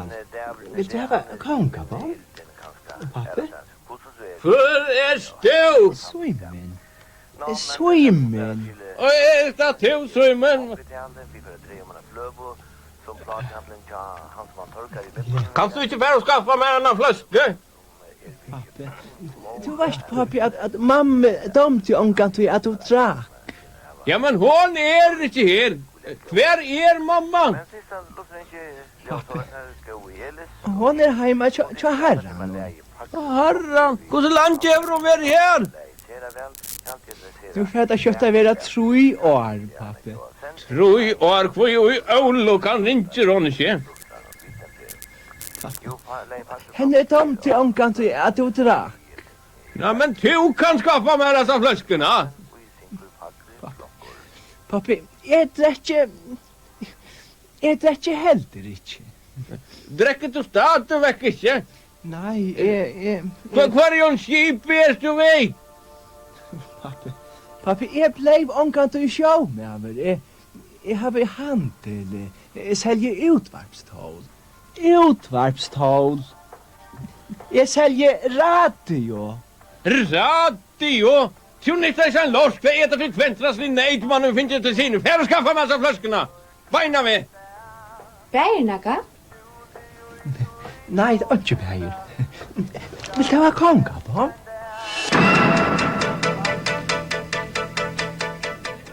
Ladies and gentlemen, I'm telling you that I'm from the States and Pepper and Salt is one of the best programs I've ever seen. We all watch it. It is the shit. I love it. I spend every day watching it. And I couldn't ask for anything more in TV. Udlænding? Det er helt fantastisk. Ja, det er helt utroligt, altså. Helt fantastisk. Specielt dem, der kommer fra færgen. Ja, selvfølgelig, ja. Dem, der kommer fra færgen, altså. Norrøne og noget. Det er de bedste udlændinge, dem, der kommer, dem, der sejler. Det er de bedste. Nej, jeg mener altså færgerne. Ja. Okay. Ja. Der er nogen færner, ikke? Ja. Altså, men de fleste, de er meget flinke. Altså, Ja, meget, helt meget- fantastisk. Helt utroligt.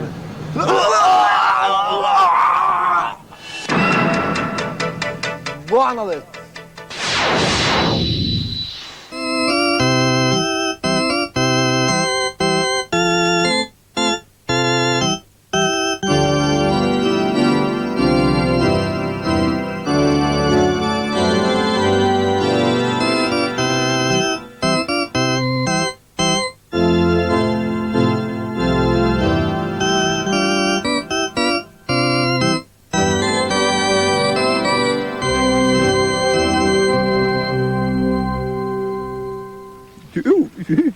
Vi tar oss til kursen er samkommet, så behøver vi ikke å klantra. Nei, det passar. Det er så nekvar kyrkjer til og allar høyra til den sama god. Vi eier at standa saman. Ja, du er det. En grunnleggjande bådskapen er i samme. Ja. Johannes 16. 16, ja. Tui så elskar jeg god heimen. Tui så elskar jeg god heimen. At han gav sån en einbarna, for at hvert han tror han. Nei. Til tess at ein og kvør som tror av han. Skal ikke fortapast, men han var evet lov. Ikke skal glædast, men hava evet lov. Fortapast. Glædast. Glædast er gammel da. Nei. Det er omsettingen av Victor Danielsen som er halvdansk og for poppa. Og ikke fortapast av føreskom. Det sier babba. Jo, og omsettingen av Victor Danielsen er neglatare skiljen enn til Jagdan. Det sier babba. Ja, men hon er omsett ur frummalen. Baptista Bibelen, hon er omsett ur danskon. De tog henne fotla feilen. De trykk på feiler, det sier babba. Vi behøver ikke. Og Bibelen skal tekkene skriva en måle som ikke snakkar. Og en konstruera og onaturlig mål. Det viktigast at det er rett. Man kan ikke slippe til himmels da man tror på noe som er omsett ur danskon, da det skriva av griskon. Jo. Og man kan ikke ha en livande trygg da man bruker et dett og alt mål som ikke snakkar. Kvoi? Tui. Vi tui? Tui. Vi tui ikke snakka vidt. Nei, du behøver ikke snakka om det. Jeg gleder meg til himmels. Da får jeg fri her. People are sauce. And we look like idiots, don't we?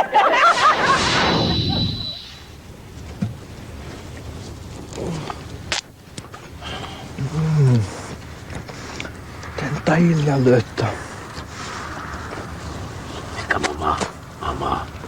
Jeg har en bukett til deg. Hva skal du snakke om? Det er en bukett. Man sykner av battlet til mamma. Men jeg vil ha brennevin at fire. Brennevin går? Ja, brennevin at fire. Nei, men du er bare 2 år, Torgrum.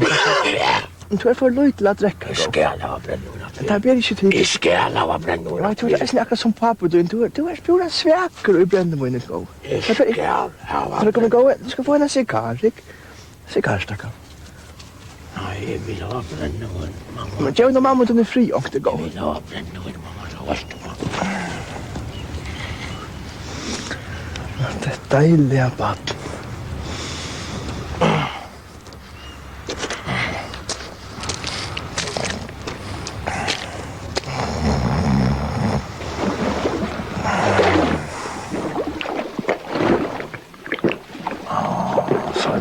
Sallia kvöld skulle vi bäja i annotterna. Ja. Du ska få en av dina mittstånd fram. Det var så inte det.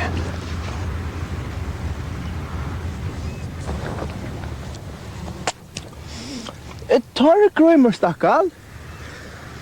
Torgrimor. Torgrimor, gå. Hva er det gå, Signet lader brande og bruk.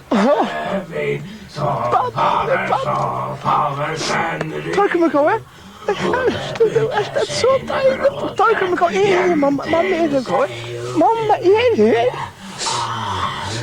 Du erst deilig. Du erst deilig. In French, everybody like pepper and salt. In France, everybody like pepper and salt. In France, everybody like pepper and salt.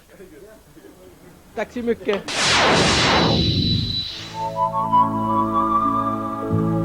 Så nu är det. Nu är det ungefär du så spänt nu. Ja, nu är du spänt. Jag kan det är otroligt byggningsverk. Att du är så spänt och så glad. Du är snäckande att du känner till Esmar. Dubbelette pour le tour à feu. Un pour moi et un pour moi fiancé. Merci beaucoup. Fantastiskt. Otroligt. Det var krigsverk som har kunnat snäcka med. Och så tyckte vi möjligt. Och ja, att det möjligt. Statoil fri! Så, först när går jag där. Man ska få pengar då. Gå kan få pengar för då. Pengar, så får onka pengar. Så är det helt otroligt. Oj. Och nu är det alltid att föringar är det inte ställa fram med den hem in.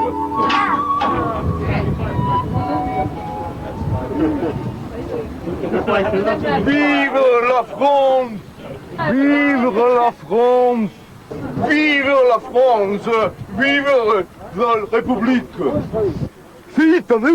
Vive la République! Filmer Sacré Cœur och ser öjndan kända som Tyskland i Paris överhuvud. Satt och fri och filma här med sig. Filma Sacré Cœur. Sacré Cœur är öjndan äldsta och öjndan kända som Tyskland. Satt och fri och filma. Jag vet säga det skulle filma. Jag vet inte framför det så blir det inte. Så blir jag inte så uppför det som ett små bak. Så var det hållt tryck. Jag fattar. Jag ser flännatar. Det är flännatar som heter hållt otroligt. Jag vill ta det inte mer. Statt fri. Statt oj fri. Jag har ett sån mamma den efter som är lite att det ligger och flaxar runt som allt över Europa som lallan suger på allt som man ser runt i andra gör. Paris! Paris! Bojarna bojar! Centrum och i heimenom! Fattar du halt fantastiskt? Jag tror det! Förlåt, nu kommer jag säga!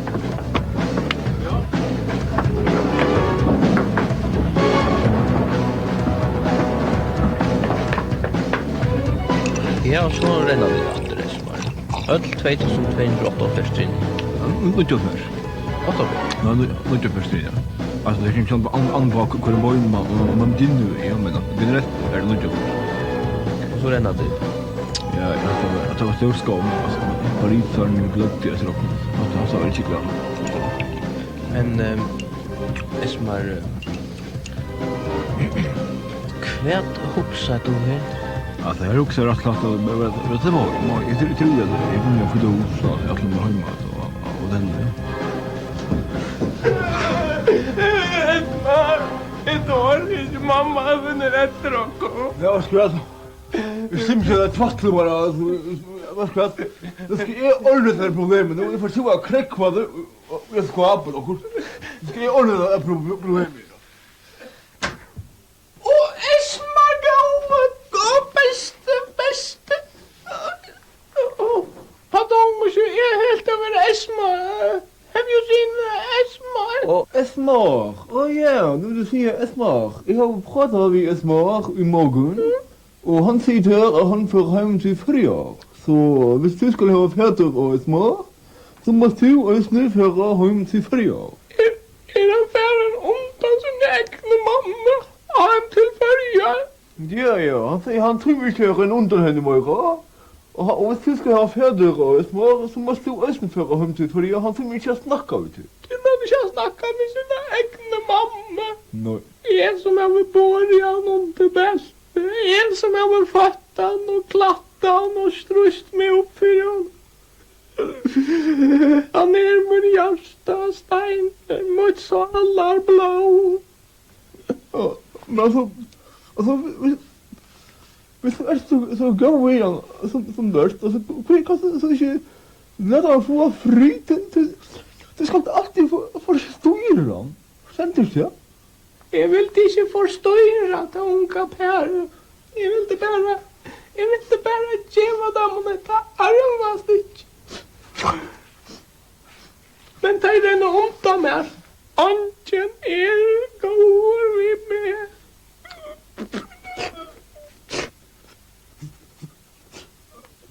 Jo, det er øren som går med det.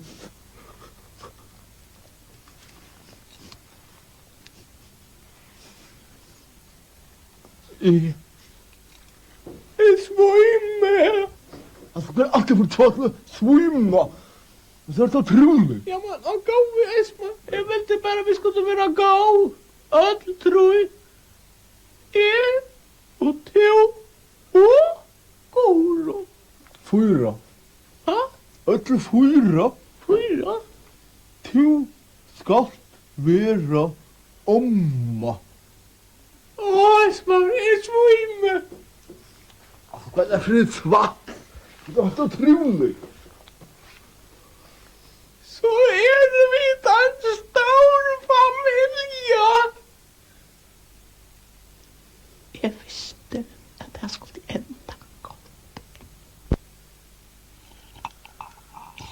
Ja, som mamma sier, så enda I turen til Esmar og Europa kost noe godt hos alt.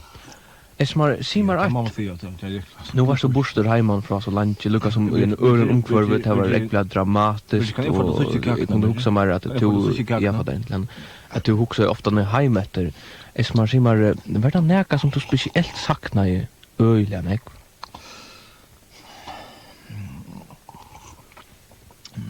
Vetrarbrytene.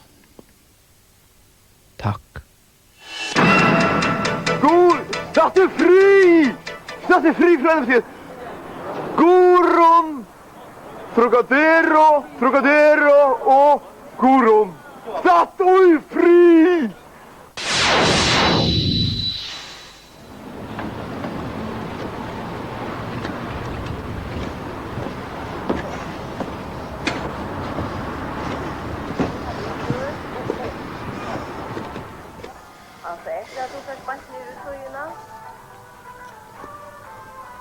Ulvor? Hva feiler der? Du eter han ikke. Altså, ode mat og drikke, doer helten ikke. Helten at hun nytter ikke hvis du ikke eter. Ja, så sjå vi nok.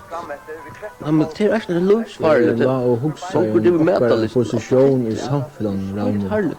Et med okkara posisjon I kapitalismen. Vi underlagter en økonomiskare, en politiskare, en institutionellare, en funktionellare, en juridiskare og en diskursivare maktramme ut I kapitalistiska maktspel. Ja, og det så tømt, det så vanligst. Det var annerledes før, det var annerledes før, og hvis du hikker etter arbeidersnitt I det, hva gjør hun? Ønske.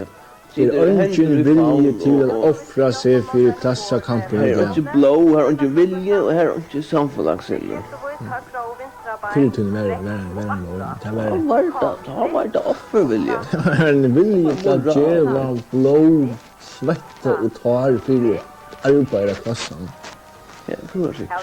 Det var det. Det var annerledes før. Som vi Låsland. I København. Ja. Nu det svart. Nu det svart. Men jeg husker om det så var det menkans vel. Det var det. Det var hardt. Jeg misser ofte den pusten bare vi husker om det. Særlig at jeg husker om motmannskap.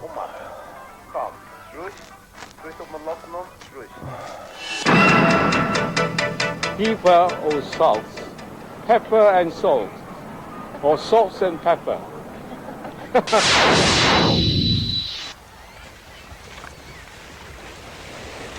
Okay. Helt om situasjonen ut I verden. Verden situasjonen. Jeg vet ikke det. Hun ring.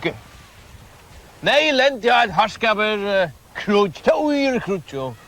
Ja, det er Horstad. Det er Horstad her. Hvor helt du sender for det? Rätta för det? Ja, hur helt du skilt nu atlo? Jag vet inte det här. Ska jag fortælla dig till utlänningar? Tar sig värre.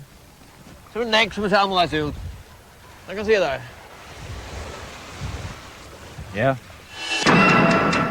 Pardon, madame. Voulez-vous photographier moi et mon fiancé? Bah oui, bien sûr, pas de problème. Merci beaucoup. Merci.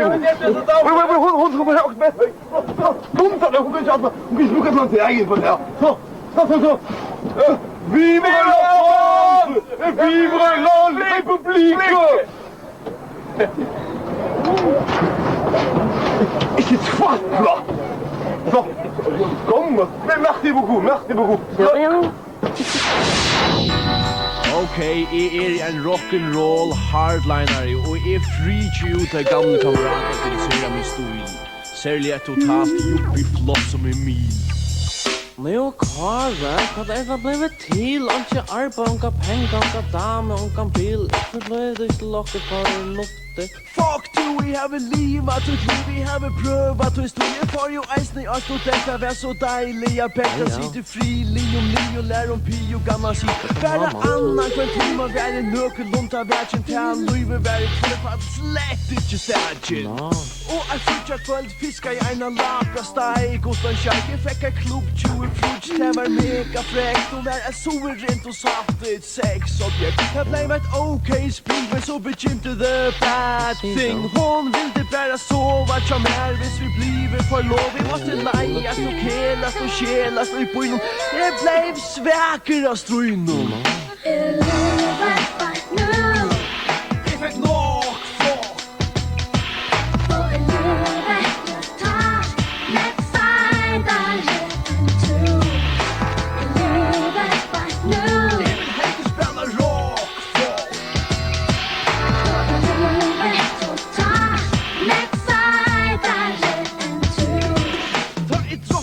Damen tagst du toina vi. Jag är romantisk kan honeymoon till Rimini. Så först och nier all lär och liv av SO och spärra för att få ett fullt och fys i form slipsam alla jobb. Och ända som man överlej en dansk snopp. Så ser jag väl beha och fit man och Danish dynamite.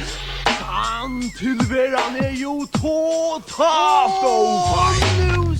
Sitter du i Aarhus vid hotellet, tastatur och skyter och att du gubbelagda psyko-ord. Du vill så gärna få av flyt, du vill så gärna rätt och tro att du får aldrig är rus. Du är väl lan och hus, du är väl kone och bäck, du är väl lagt i kjolvan, bort och gör. Återstånden säger i mil till konorna i smil. Så smojnis du och stämplar där av bankakors. Du är väl görsta norsk. Jag fick norsk.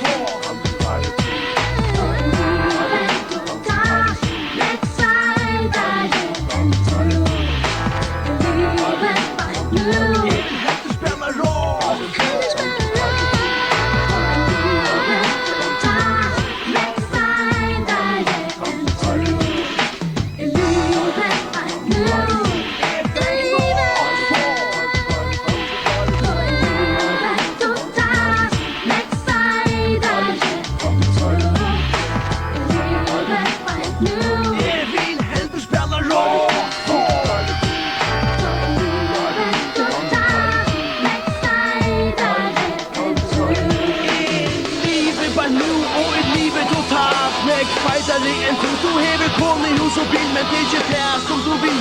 Du varst ett megafon. Du vill det hellre leva som karlekon.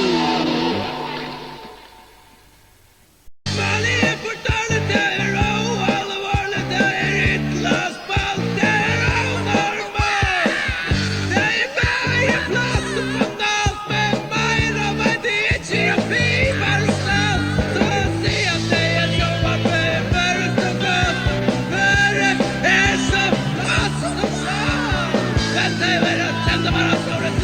Rött och sorgsbuff. Varje är